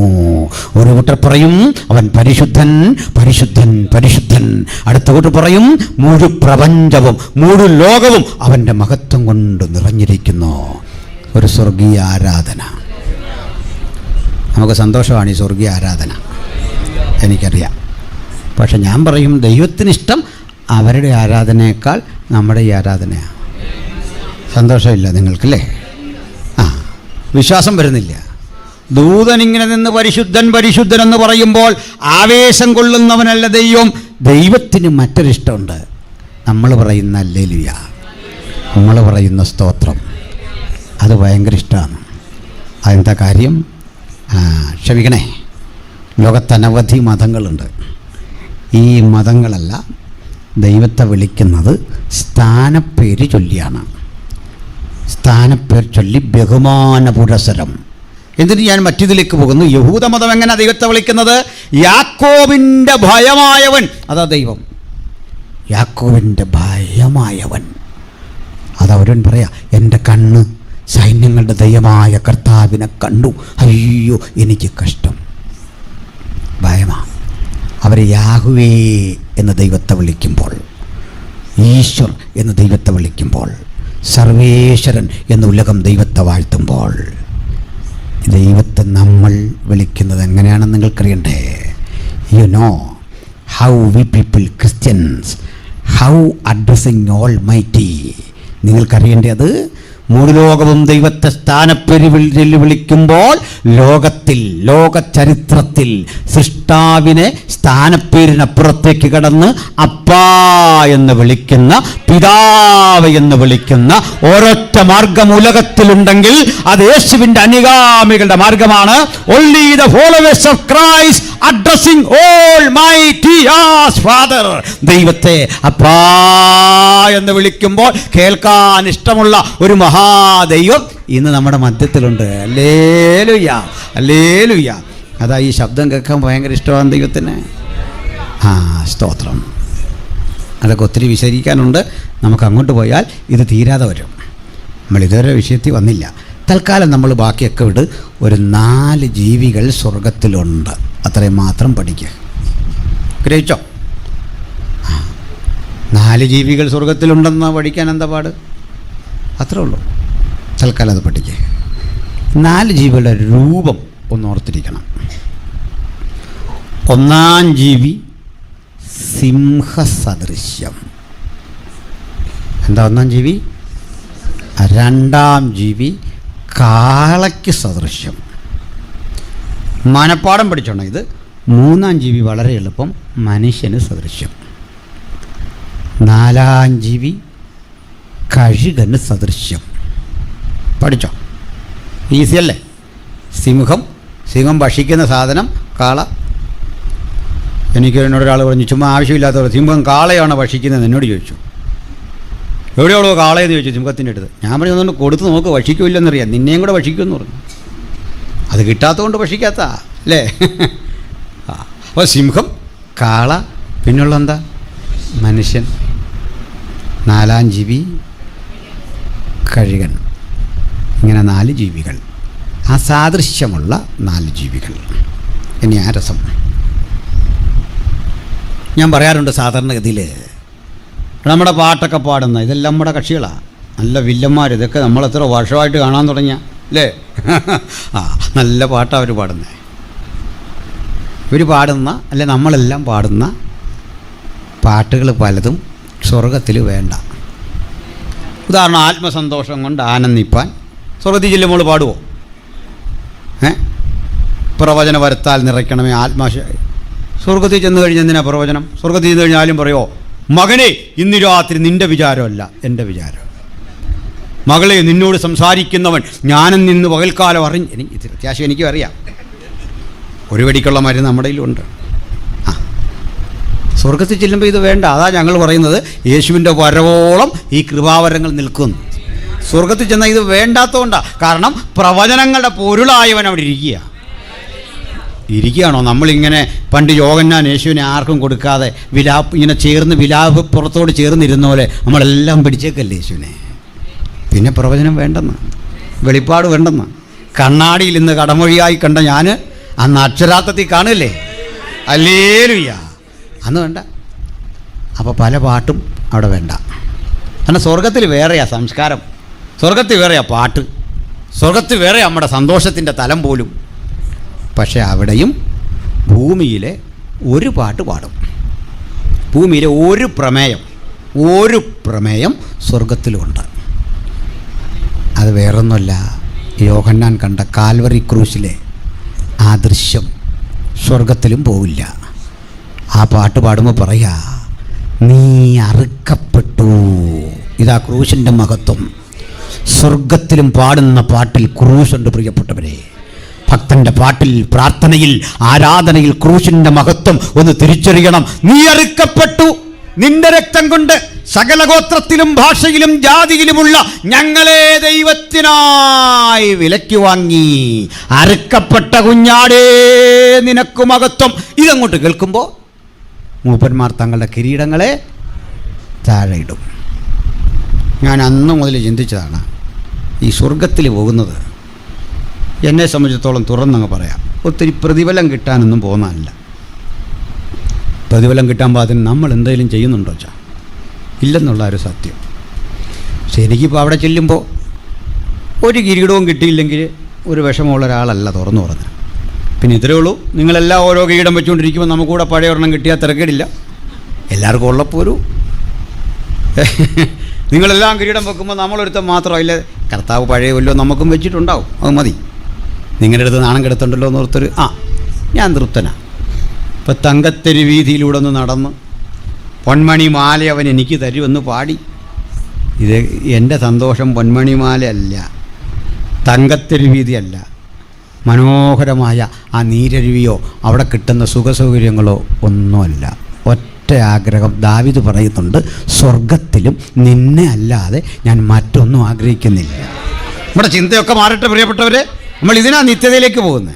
അല്ല, ഒത്തിരി പ്രതിഫലം കിട്ടാനല്ല, അതിനുവേണ്ടി ഒന്നും ചെയ്യരുത്. സ്വോത്രകാഴ്ച ഇടരുത് പ്രതിഫലം കിട്ടാൻ, നന്മ ചെയ്യരുത് പ്രതിഫലം കിട്ടാൻ. നന്മ ചെയ്തോണം, പ്രതിഫലം കിട്ടാനാകല്ലേ. നമുക്ക് ഇന്നു മുതൽ അങ്ങനെ ചിന്തിക്കാം. നന്മ, അത് പ്രതിഫലമൊക്കെ ദൈവം തരും, സന്തോഷം, അത് ദൈവത്തിൻ്റെ പദ്ധതിയാണ്. പക്ഷെ ഇതിനല്ല നമ്മൾ നന്മ ചെയ്യുന്നത്. നന്മ ചെയ്യാനും കൂട്ടായ്മ കാണിക്കാനും മറക്കരുത് എന്ന് പറയുന്നത് സ്വർഗത്തിൽ പോകുമ്പോൾ 10 മടങ്ങായി കിട്ടാനല്ല, അതൊക്കെ കിട്ടിക്കോട്ടെന്ന്. അങ്ങനെ കിട്ടിയാലും നമ്മുടെ തൃപ്തി യേശുവിനെ കണ്ടതാണ്. ഹല്ലേലൂയ. നമുക്കൊക്കെ പതിച്ച് ഓരോ രാജ്യം തരുമെന്നും അവിടെ ഭരണകർത്താക്കളായി ഇരിക്കുന്നു കേൾക്കുമ്പോൾ സന്തോഷം വരും. അതിനേക്കാൾ സന്തോഷം യേശുവിൻ്റെ കാന്തയായിരിക്കുന്നതിലാണ്. ആമേൻ, ഹല്ലേലൂയ. അപ്പോൾ 4 ജീവികൾ 24 മൂപ്പന്മാർ കിരീടങ്ങളെ താഴെ ഇട്ടു. അപ്പോഴാണൊരു സംഭവം. സിംഹാസനത്തിലിരിക്കുന്നതിൻ്റെ പക്കൽ അകത്തും പുറത്തും മുദ്രയോടുകൂടിയ 7 മുദ്രയുള്ള ഒരു പുസ്തക ചുരുള് അതിങ്ങനെ ഒട്ടിച്ചു വെച്ചിരിക്കുന്നേ ഉള്ളൂ. 7 ഭാഗമായിട്ട് ഒട്ടിച്ചു വെച്ചിരിക്കുന്നു. അത് നമ്മൾ പണ്ട് ഇല്ലൻ്റ് തുറക്കുന്ന പോലെ ഇങ്ങനെ കീറി അത് തുറന്ന് വായിച്ചിട്ട് അതിലെ കാര്യങ്ങൾ മനസ്സിലാക്കണം. പണ്ട് കാലത്ത് ഗവർണർമാരുടെ അധീനതയിലുള്ള രാജ്യം ചക്രവർത്തി തിരുമനസ് ഇങ്ങോട്ട് വിളംബരം കൊടുത്തു വിടും. ഓരോ സ്ഥലത്തും പോയി ഇത് വായിക്കണം. അപ്പോൾ എഴുതും, ഇത് ബിദുന്യായിലെ ഗവർണർക്ക് എഴുതുന്നത്, ഇത് പൊന്തിയോസ് പീലാത്തോസിന് എഴുതുന്നത്. ഇതൊരൊറ്റ ഷീറ്റായിരിക്കും. ഇവിടെ കൊണ്ട് ചെണ്ടയടിച്ചിട്ട് ഇദ്ദേഹത്തിനുള്ളത് വായിച്ച് കേൾപ്പിച്ചിട്ട് അഞ്ചലോട്ടക്കാരൻ അല്ലെ വിളംബരം മുഴക്കുന്നവൻ അടുത്തിടത്തേക്ക് പോകും. ഇതാ 1-ാമത്തെ മുദ്ര, 2-ാമത്തെ മുദ്ര, ഇങ്ങനെ പൊട്ടിച്ച് വായിക്കണം. ഈ കിടക്കുന്ന ഭൂമിശാസ്ത്രപരമായ ആ ക്രമീകരണം അനുസരിച്ചാണ് ഈ കത്തിൻ്റെ അടുക്ക്. ഇത് വായിക്കണം. പീലാത്തോസിന് എഴുതിയ കത്ത് നമ്മൾ പൊട്ടിച്ചാലുള്ള സ്ഥിതി ആലോചിച്ച് പറ്റുമോ? ഒന്ന് പൊട്ടിച്ച് നോക്ക്, വിവരം അറിയല്ലേ. അവിടെ ചെല്ലുമ്പോൾ ഈ പുസ്തകവും ഈ ചുരുളും അതിലെ മുദ്രയും ഭേദിക്കാൻ ധൈര്യമുള്ള ആരെങ്കിലും ഉണ്ടോ എന്നൊരു ചോദ്യം. അന്ന് സത്യത്തിൽ നമ്മളൊക്കെ ഭയങ്കര ധൈര്യമാണെന്ന് പറഞ്ഞതിൻ്റെ ധൈര്യം നമുക്ക് അന്ന് കാണാം. മനസ്സിലായോ? ആ പഞ്ചായത്തിൽ നിൽക്കുകയില്ല. അതുകൊണ്ടാണ് ഈ പല ധൈര്യശാലികളും കോടതിയുടെ മുമ്പിൽ വെച്ച് അറിയാതെ രോഗം ഉണ്ടാകുന്നുണ്ടോ? നമുക്ക് സ്നേഹമുള്ള മനുഷ്യരാണ്, പക്ഷേ ചിലർക്ക് ഇവിടെ ചെല്ലുമ്പോൾ അറിയാതെ പനി, തലവേദനയൊക്കെ ഉണ്ടാവും. ഒരു വിഷയമില്ലെന്ന് പറയും, ചിലയിടത്ത് ചെല്ലുമ്പോൾ നമുക്ക് രോഗം വന്നു പോവും, അല്ലേ? പക്ഷേ സ്വർഗത്തിൽ ഒരു ന്യായാധിപ കോടതിയുണ്ട്. അവിടെ ഇരിക്കുക ഒരുവൻ. ആരുണ്ടെന്നത് പൊളിക്കാൻ? വാ. യോഹന്നാൻ പ്രതീക്ഷയോടെ നോക്കിയപ്പോൾ സ്വർഗത്തിൽ, ഭൂമിയിൽ, സമുദ്രത്തിൽ, പാതാളത്തിൽ, മനുഷ്യസ്പർശമുള്ള ഒരിടത്തു നിന്നും ഞാനുണ്ടെന്ന് പറയാൻ ധൈര്യമുള്ള ഒരുത്തനെയും കണ്ടില്ല. യോഹന്നാൻ പൊട്ടിക്കരഞ്ഞു. മൂപ്പന്മാരിൽ ഒരുത്തൻ എഴുന്നേറ്റു, അടുത്ത് വന്നു. അന്ന് എനിക്കിത് മനസ്സിലായി, ഈ മൂപ്പൻ ന്യൂ ഇന്ത്യയിലെ മൂപ്പനല്ല. ഭൂസുഭാഷ അത് ഓർത്തിരിക്കുകയേ വേണ്ട. ബ്രദറിലെ മൂപ്പനാണോ? ഒട്ടുമല്ല. IBCയിലെ അല്ല, ഷാരോണിലെ അല്ല, ചർച്ചക്കോടിലെ അല്ല, ബ്രദറിലെ അല്ല, TPMലെ അല്ല. കാരണം ഈ മൂപ്പൻ എഴുന്നേറ്റ് വന്നിട്ട് പറയുക, കരയണ്ടെന്ന്. അതുകൊണ്ടാണ് എനിക്ക് മനസ്സിലായത്, കരയണ്ട. യഹൂദാഗോത്രത്തിലെ സിംഹവും ദാവീദിൻ്റെ വേരുമായവൻ ദാ ഇവിടെ ഉണ്ടെന്നു. ഇവിടെ ഇരിക്കുകയാന്നാള്, റെഡിയായിട്ടിരിക്കുകയാന്ന്. യോഹന്നാനൊന്ന് നടുങ്ങി. ഈ പേര് കേട്ടപ്പോൾ നോക്കിയേക്കാന്ന് വിചാരിച്ച് ഒരു നോട്ടം നോക്കിയപ്പോൾ ഇത് രണ്ടുമല്ല കണ്ടത്. യോഹന്നാൻ ചെന്നപ്പോൾ കണ്ടത് ഒരു കുഞ്ഞാട്. ഇതാ വെളിപ്പാട് കണ്ടവൻ്റെ പ്രത്യേകത. ഇത്രയും വലിയ ഇൻട്രൊഡക്ഷൻ കൊടുത്തു. പക്ഷേ യഹൂദാഗോത്രത്തിലെ സിംഹത്തെയല്ല കണ്ടത്, ദാവീദിൻ്റെ വേരിനെയല്ല കണ്ടത്. അത് രണ്ടും അന്തർലീനമായിരിക്കുന്ന സൗമ്യഭാവനായ ഒരു കുഞ്ഞാട് അവിടെ ഇരിക്കുന്ന കണ്ടു. അതാ ഭക്തന് യേശുവിൻ്റെ ന്യായവിധിയുടെ മുഖമല്ല, ഗൗരവമുള്ള രാജാവായിരിക്കുമ്പോൾ തന്നെ, പൈതൃകമുള്ള ദാവീദ് ഗോത്രത്തിൽ ജനിച്ചപ്പോൾ തന്നെ എനിക്കവൻ കരുണയുടെ കടലാണ്, ദയാവായ്പാണ്, സ്നേഹമാണ്. അതുകൊണ്ട് കരുണയുള്ള കുഞ്ഞാടായി അറുക്കപ്പെട്ടവൻ അധികാരത്തോടെ എഴുന്നേറ്റ് നിന്നിട്ട് ഈ പുസ്തക ചുരുൾ കൈ നീട്ടി വാങ്ങി തരിക. അടുത്തത്, കുഞ്ഞാട് മുദ്രകളിൽ ഒന്ന് പൊട്ടിച്ചു. അപ്പോൾ ജീവികളുടെ ജോലി തുടങ്ങി. 1-ാം ജീവി വന്നിട്ട് പറഞ്ഞു, വരിക. അങ്ങനെയല്ലേ? വ്യാഖ്യാതാക്കൾ ഞാൻ ഒരു പുസ്തകം പഠിച്ചിട്ടും ഈ ജീവികൾ എന്തിനു വിളിക്കുന്നു എന്നുള്ള കാര്യം എഴുതിയിട്ടില്ല. ചില മിടുക്കന്മാർ അറിയാൻ വയ്യാത്ത കാര്യം വരുമ്പോൾ പറയും വിസ്താരഭയത്താൽ വിട്ടുകളയുന്നു, രക്ഷ നഷ്ടപ്പെടുമോ എന്നൊക്കെയുള്ള പുസ്തകം ഇവിടെ രാജ്യത്തുണ്ട്. അന്യഭാഷ ഇന്ന് നിലനിൽക്കുന്നുവോ എന്നുള്ള തർക്കവും ചർച്ചയൊക്കെ ഉണ്ട്. പക്ഷേ ചില പണ്ഡിതന്മാർ വന്നിട്ട് ഉത്തരം മുട്ടുന്നിടത്ത് പറയും വിസ്താരഭയത്താൽ വിടുന്നു. അച്ഛാ ഭയം ഉണ്ട് ഇങ്ങോട്ടോ ഞങ്ങൾ യാസിക്കുക, ഒരു ഭയവും വരികയല്ല, വാ അതിനെ ഞങ്ങളിവിടെ നിൽക്കുന്നത്. എൻ്റെ ഒരു സ്നേഹിതൻ എൻ്റെ കൂടെ ഉണ്ടിരുന്നു, പാസ്റ്റർ ഏണസ്റ്റ്. നിങ്ങൾ ക്ലാസ്മേറ്റ്സാണ്. അന്യഭാഷാ ഭാഷണം ഉൾപ്പെടെയുള്ള കൃപാവരങ്ങൾ എക്സസൈസ് ചെയ്യാൻ പറ്റാത്തൊരു സ്ഥാപനത്തിലാണ് ഞങ്ങളുടെ ഒരു പഠനം. ബാക്കി നിങ്ങൾ ഊഹിച്ചാൽ മതി. അവിടെ ഒരുത്തിന് ഭൂതമിളകി, ഒരു പഞ്ചാബിയാണോ മണിപ്പൂരിയാണോ ഒരുത്തന്. അത് മണിപ്പൂരി ഭാഷയിലെ തെറിയും പറഞ്ഞ്, തെറിക്ക് എല്ലാ ഭാഷയിലും ഒരേ ഒരു ടോണാണല്ലോ, അതുകൊണ്ടാണ് നമുക്ക് മനസ്സിലായത്. ഭാഷ ഏതായാലും തെറിക്ക് കേട്ടാൽ നമുക്ക് മനസ്സിലാവും ഇത് സഭ്യമായ കാര്യമൊന്നുമല്ല. കേട്ടു. ഞങ്ങളെല്ലാം വലിയ അവഗണന. കാരണം ഇത്രേ ഉള്ളൂ, ഞങ്ങൾ അറമുറിച്ചിട്ട് നിൽക്കുകയല്ല, കൊന്നിട്ട് നിൽക്കുകയല്ല. 100-800 കുട്ടികളുള്ള സ്ഥാപനമാണ്. ഞാനന്നൊരു പാസ്റ്ററാണ്. ഞാൻ ഇത്ര ഉടുപ്പിട്ടതിന് മാറ്റി കോളറുള്ള ഉടുപ്പ് വെച്ചുകൊണ്ട് വരാൻ പറഞ്ഞു. ഓർത്ത് നോക്കണം, അത്രയും സ്ഥാപനമാണ്. ഞാൻ അങ്ങനെയൊക്കെ പഠിച്ചു, ഹയർ സ്റ്റഡിക്ക് പോയതാണ്. പാസ്സായി കഴിഞ്ഞാൽ പോന്നു. അപ്പോൾ ഞങ്ങളൊരു 10-15 പേര് വേറെയുണ്ട്. അന്യഭാഷാ ഭാഷണമുള്ള, വെളിപ്പാടുള്ള, അല്ലെങ്കിൽ അതിൽ വിശ്വസിക്കുന്ന പാവങ്ങൾ കുറേ പേരുണ്ടായിരുന്നു. ഇവന് ഭൂതം ഇളകി കഴിഞ്ഞപ്പോൾ എങ്ങനെ കൈകാര്യം ചെയ്യണമെന്നൊരു പിടിയില്ല.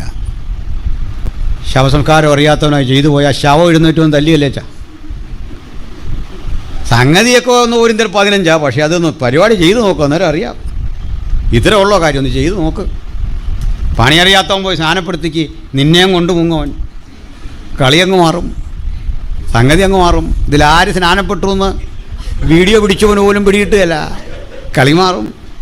ഇവരെല്ലാം കൂടി ഇവനെ പിടിച്ചുകൊണ്ട് ഒരു ലൈബ്രറിക്കകത്ത് കയറി, ഭൂതം പിടിച്ചവനെ കൊണ്ട് ഗ്രന്ഥശാലയ്ക്കകത്ത് കയറി. ഞങ്ങൾ നോക്കുമ്പോൾ ഒരു പാട്ട് കേൾക്കാം, ചുറ്റും നിന്നുകൊണ്ട് ദിസ് ഈസ് ദ ഡേ. ആ കള്ളമല്ലെന്ന് കൂട്ടുകാരനിരിക്കുക, ചോദിച്ചു നോക്ക്.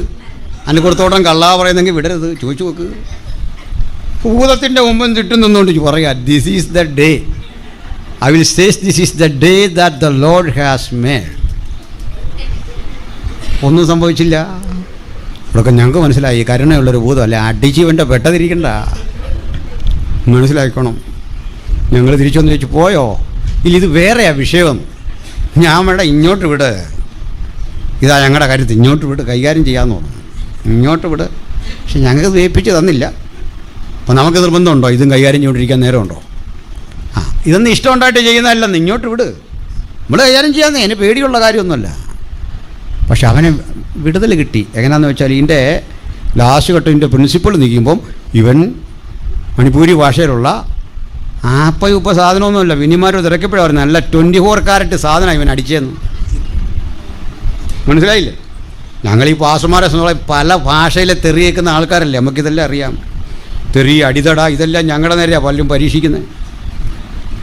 അങ്ങനെ അബദ്ധം പറ്റിയൊരു കക്ഷികളുണ്ടായിരുന്നു. ഈ ട്രിവാൻഡ്രം ഭാഗത്ത് കുറേ ആളുകൾ നിന്ന് പരസ്യവും നടത്തി. പരസ്യവും നടത്തിക്കൊണ്ടിരിക്കുമ്പോഴേക്ക് ആരാണ്ട് സുവിശേഷ വിരോധികൾ സ്റ്റെപ്പേ ചെന്നിട്ട് കടകം പൂഴിക്കടവോ എന്നൊക്കെ പറഞ്ഞിട്ട് അടിക്കും. 1-2 അടി കൊടുത്തപ്പോഴേക്ക് അടി കൊണ്ടവർ ശരിക്കങ്ങ് പെരുക്കി തിരിച്ച് കേസായിപ്പോയി, ഭയങ്കര കേസ്. അപ്പോൾ കാര്യങ്ങൾ കേട്ട് വന്നപ്പോൾ SI ചോദിച്ചു, പുള്ളിക്ക് ഇത് പരിഹരിച്ചു വിടണമല്ലോ. അല്ല നിങ്ങളെന്തിനു പോയിട്ടാണ് ഇവർ ഈ പ്രശ്നം ചോദിച്ചപ്പോൾ നിങ്ങൾ പോയി അവിടെ എന്തിനാ പ്രശ്നം ഉണ്ടാക്കി, എന്തിനാണ് അവരെ തല്ലിയത്? ഈ വല്ലാതെ തല്ലി കിട്ടിയ ആ മനുഷ്യൻ പറയാ, എൻ്റെ പൊന്നു സാറേ പാസ്റ്റർമാരാന്നോർത്ത് തല്ലിയതാ സാറേ. മനസ്സിലായതിൻ്റെ അർത്ഥം? പാസ്റ്ററാന്നാ ഞങ്ങൾ ഓർത്ത് അതാ തല്ലിയെന്ന്. അബദ്ധം പറ്റല്ലേ, ഞാൻ പറഞ്ഞേക്കാം. പിടികിട്ടിയോ? ഞങ്ങളെപ്പോലെ ഓരോ പാവങ്ങളുണ്ട്, വേണേ പുതിയ തല്ലി അഭ്യാസം പഠിച്ചു പൊക്കോ, ഞങ്ങളൊന്നും പ്രതികരിക്കുകയില്ല. അബദ്ധം പറ്റിയേക്കല്ലേ. പറഞ്ഞു വന്നത് പ്രിൻസിപ്പൾ ഇങ്ങോട്ട് വന്നിട്ട് ഈ തെറി പറയുന്നതിന് നോക്കിയിട്ട് പറയാം, you dismiss with immediate effect, you must go from this campus, this is the order from the principal. എൻ്റെ ഭാഗ്യമൊന്നും ഞാനിപ്പോൾ പറയുന്നില്ല, ഭൂതം പിടിച്ചവനോടെ. അപ്പോൾ അത് വിട്, പറഞ്ഞു നമുക്ക് വിഷയത്തിലേക്ക് വരണം. ദൈവമക്കളെ, ഈ യോഹന്നാൻ മുദ്രകളിലൊന്ന് പൊട്ടിച്ചപ്പോൾ ഒരു ജീവി ഉച്ചത്തിൽ വിളിച്ചു പറഞ്ഞു, സിംഹമുഖമുള്ള ജീവി ഇടിമുഴക്കം പോലെ പറഞ്ഞു. അപ്പോൾ ഇത് ഗൗരവമുള്ള കാര്യമല്ലേ? അല്ലേ? ഇടിമുഴക്കം പോലെ എപ്പോഴാണ് പറയുന്നത്? നമ്മൾ മക്കളെ വിളിക്കുക, കുഞ്ഞേ അതിഞ്ഞെടുത്തോണ്ട് വന്നേ. ഇവനവിടെ ഇങ്ങനെ ചുണ്ണാമ്പന്തി ചിരിക്കുകയെന്ന് വിചാരിക്കുക. മൊബൈലെടുത്തിട്ട് വീണ്ടും വിളിച്ചു, കുഞ്ഞേ. അവസാനം നമുക്ക് അരിശം വന്നുള്ള ഒരു വിളിയുണ്ട്, ഇതാ വളാന്ന് വിളിച്ചു. അത് ഗൗരവമുള്ളതല്ലേ? അവൻ ഞെട്ടിഞ്ഞ് വരും. എന്താ കാര്യം? ഗൗരവമുള്ള വിളി. കാണുന്നതിനെല്ലാം നമ്മൾ ഇങ്ങനെ വിളിക്കുമോ? ഇല്ല. ചായ കയറി ചായ ചോദിക്കുന്നത് പോലാണോ? ചേട്ടാ ഒരു ചായ അതിങ്ങനെ ഇടിമുഴക്കം പോലെ പറയുമോ? അടി കിട്ടും, ചോദിക്കരുത്. ഇടിമുഴക്കം പോലെ ഒരു ശബ്ദം. എന്താ കേട്ടത്? വരിക വരിക എന്ന് പറയുകയും ഒരു വെള്ളക്കുതിര, ചുറുചുറുക്കുള്ള വെള്ളക്കുതിര വരുന്നു. അതിന് മീതെ ഒരുത്തനിരിക്കുന്നു. അവൻ്റെ കയ്യിലൊരു വില്ലുണ്ട്. വില്ല് കുലക്കാൻ ഭാഗത്തിന് വന്നിരിക്കുക. ഈ വില്ലുള്ള മനുഷ്യൻ, അവൻ്റെ ജോലി, അവൻ്റെ കയ്യിൽ ആയുധം കിട്ടിക്കഴിഞ്ഞു. അവൻ്റെ പ്രത്യേകത നമ്മൾ കണ്ടു. അവൻ അധികാരമുള്ളവനാണ്. ഒന്നാം ജീവി വിളിച്ചപ്പോൾ ഒരു വെള്ളക്കുതിര വന്നു. സിംഹം വിളിച്ചപ്പോൾ ഒരു വെള്ളക്കുതിര. അങ്ങനെയല്ലേ? ഒരിക്കൽ കൂടി വായിച്ചു ആ ഭാഗം.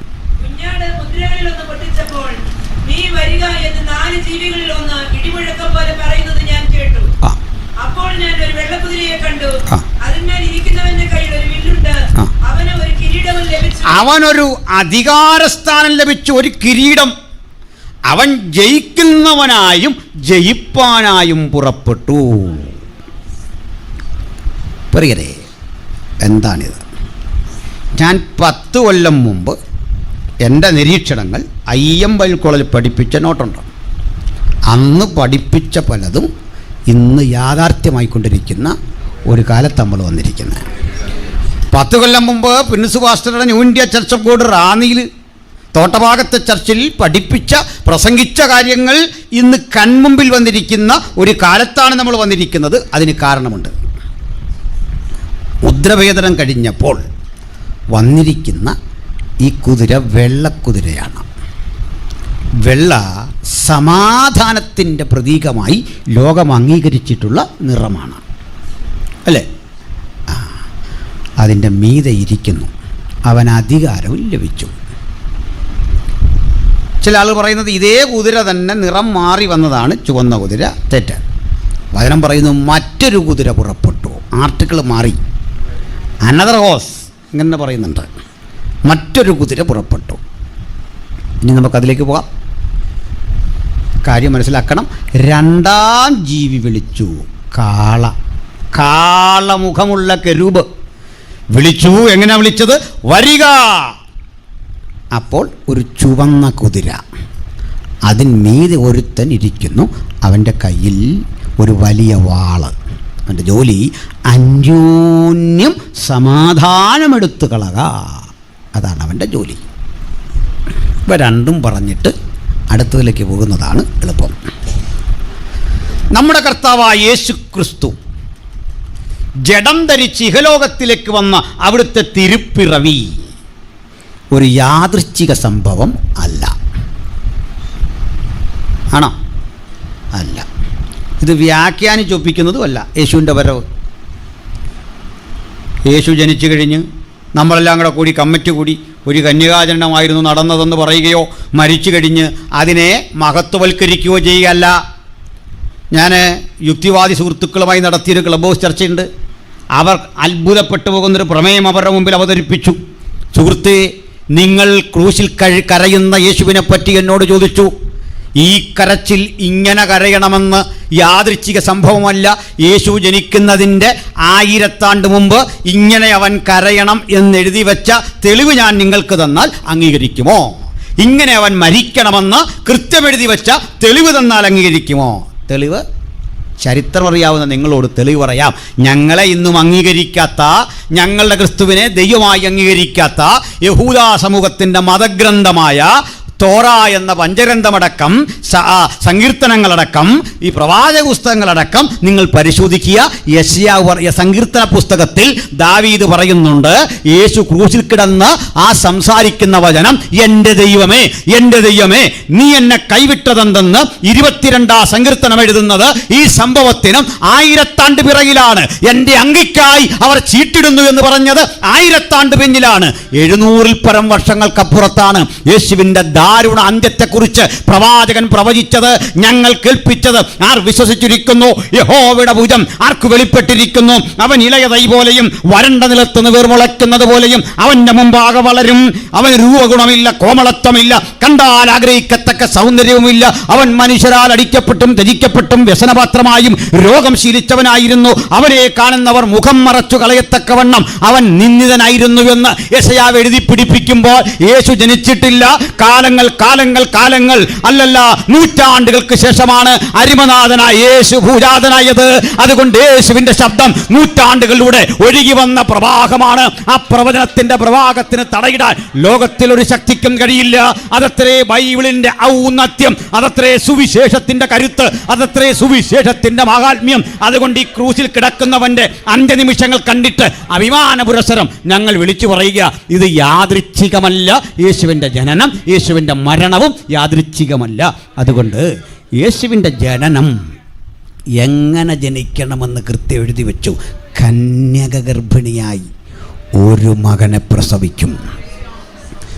ഇത് യെശയ്യാവ് എഴുതി വയ്ക്കുകയും ആ കാര്യം മത്തായി എഴുതി സ്ഥിരീകരിക്കുകയും മാർക്കോസ് അംഗീകരിക്കുകയും പൗലോസ്ലീഹ വീണ്ടും പ്രസംഗിക്കുകയും കാലത്തിന് മറ്റൊരു സാക്ഷ്യപത്രം നൽകാനില്ലാത്ത വിധം കുറ്റമറ്റ യാഥാർത്ഥ്യമായി എൻ്റെയും നിങ്ങളുടെയും കയ്യിൽ ലിഖിത രൂപത്തിൽ ഈ പുസ്തകമുണ്ട്. പക്ഷേ യേശു ജനിക്കും മുമ്പ് 1-2 കാര്യങ്ങൾ നടന്നു. അത് പൗലോസ് എഴുതി വെച്ചിട്ടുണ്ട്. ഗലാത്യർ 4:4. സിസ്റ്ററെ വായിച്ചു. ഗലാത്യർ 4:4. വേഗത്തിൽ വായിക്കണം, ഇല്ലെങ്കിൽ ഞാൻ പറഞ്ഞു വിടാം. ഗലാത്യർ 4:4.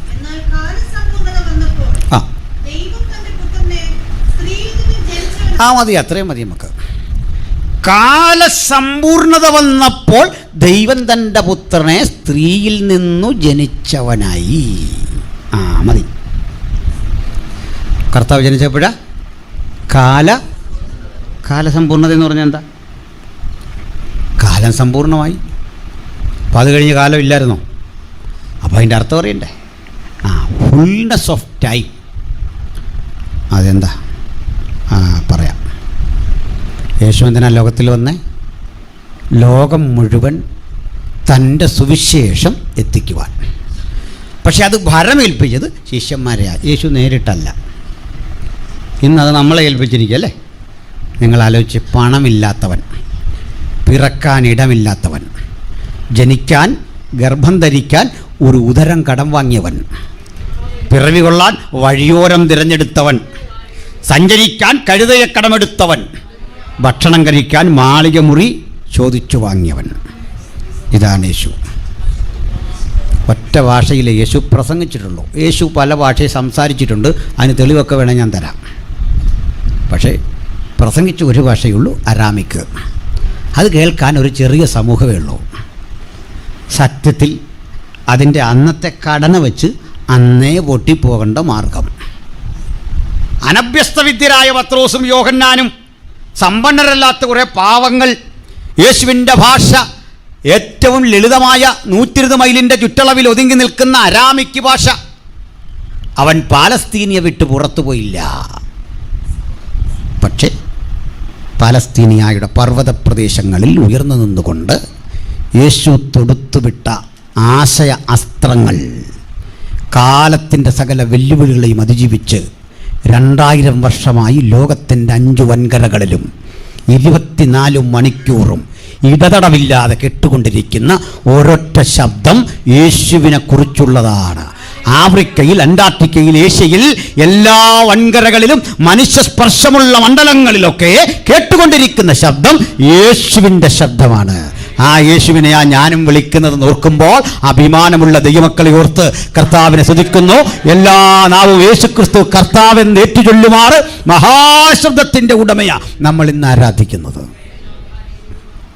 അപ്പോൾ യേശു ജനിക്കും മുമ്പ് ഈ സുവിശേഷം എത്തിക്കാൻ പാകത്തിന് ലോകത്തെ പിതാവ് ഒരുക്കി സജ്ജീകരിച്ചു വച്ചു. എങ്ങനെ പറയാം?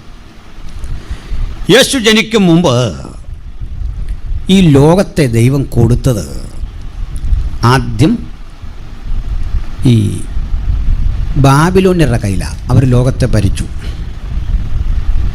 ലോകത്തെ എന്ന് പറയുന്നതിനേക്കാൾ യഹൂദ മേഖലയെ ഭരിച്ചു. പ്രബലമായൊരു സാമ്രാജ്യമായിരുന്നു ബാബിലോൺ. ഞാൻ ആ ചരിത്രത്തിലേക്കൊന്നും പോകുന്നില്ല. അവർക്ക് ശേഷം വന്നത് പേർഷ്യക്കാരായിരുന്നു. ഈ ബാബിലോണിൻ്റെ ലോകത്തെ ഭരിക്കുമ്പോൾ അവർക്ക് ചില കഴിവുകളൊക്കെ ഉണ്ടായിരുന്നു. അവരുടെ സംഭാവന ലോകത്തിന് പ്രയോജനപ്പെട്ടു. അങ്ങനെയാണ്. രണ്ടാം ഘട്ടം പേർഷ്യക്കാർ ലോകത്തെ ഭരിച്ചു.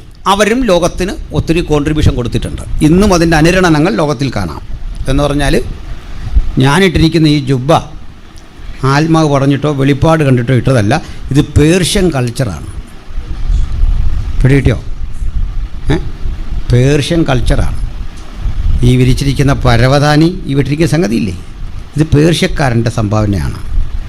നമ്മൾ വായിക്കുന്ന തബല, ഹിന്ദുസ്ഥാനി സംഗീതം, ഇതൊക്കെ പേർഷ്യക്കാരുടെ സംഭാവനയാണ്. ലോകത്തിന് അവർ കൊടുത്ത സംഭാവനയാണ്. ഞാൻ സംഭാവന എന്ന് ഒത്തിരി പറയുമ്പോൾ ആൾക്കാർ എഴുന്നേറ്റ് പോകാൻ തുടങ്ങുന്നു. അതുകൊണ്ട് ഞാൻ ഇനി അധികം ആ കാര്യം മിണ്ടുന്നില്ല. എവിടെ ചെന്നാലും ഇതാ. അതുകൊണ്ട് നിങ്ങൾ ഉദ്ദേശിച്ച സംഭാവനയല്ല. പോട്ടെ. ശുശ്രൂഷയൊക്കെ ഉള്ളായിരുന്നു. അവസാനം തെറ്റിക്കാനുള്ള പണിയാണ് സംഭാവന എന്ന് 5-6 തവണ പുള്ളി പറഞ്ഞു. ഞാൻ ആ സംഭാവന അല്ല പറഞ്ഞു. Not about your contribution. ആ വിട്ടേക്ക്. അടുത്തത്, ലോകത്തെ ഏറെ സഹായിച്ച ഒരു കോൺട്രിബ്യൂഷൻ ലോകത്തിന് കൊടുത്തൊരു സാമ്രാജ്യം ഗ്രീക്കുകാരുടേതായിരുന്നു. ഗ്രീക്കുകാർ ലോകത്തിന് കൊടുത്തത്, അലക്സാണ്ടർ ലോകത്തെ വെട്ടിപ്പിടിച്ചപ്പോൾ ലോകത്തിൻ്റെ 4/3 ഭാഗവും അയാളുടെ കയ്യിലായി. എല്ലാം അത്ര കൃത്യമല്ല എങ്കിലും ലോകത്തിൽ അനേക രാജ്യങ്ങൾ, ഇന്ത്യയുടെ പാതി വഴി വരെ പിടിച്ചുകൊണ്ടുപോയി. അലക്സാണ്ടർ പോയ വഴിക്കെല്ലാം അയാളുടെ ഭാഷ ഇങ്ങനെ പാകി ആ പദങ്ങൾ ഇട്ടിട്ടാണ് പോയത്. ആണ്ടാ നിങ്ങൾ പഠിക്കുന്ന ഏത് വിഷയം പഠിച്ചാലും ഒരു ഗ്രീക്ക് വേർഡ് പഠിക്കാതിരിക്കാൻ നോക്കുകയില്ല. മാത്സ് അത് മൊത്തം ഗ്രീക്കാ. Alpha, beta, gamma. ഫിസിക്സ് പഠിച്ചു, അതിൽ ഗ്രീക്കുണ്ട്. V = F ലാംഡ പഠിച്ചിട്ടില്ലേ? പ്രവേഗ സിദ്ധാന്തം അതും കണ്ടല്ലേ? ഞങ്ങൾ പാസ്റ്റർമാർ പറയുന്ന ശാസ്ത്രം എല്ലാം വിശ്വസിക്കരുത്, അത് വേറെ കാര്യം. അത് അതുപോലെ ഈ തീറ്റ എന്ന് പഠിക്കുകയല്ലേ? ഭക്ഷിക്കുന്ന തീറ്റയല്ല.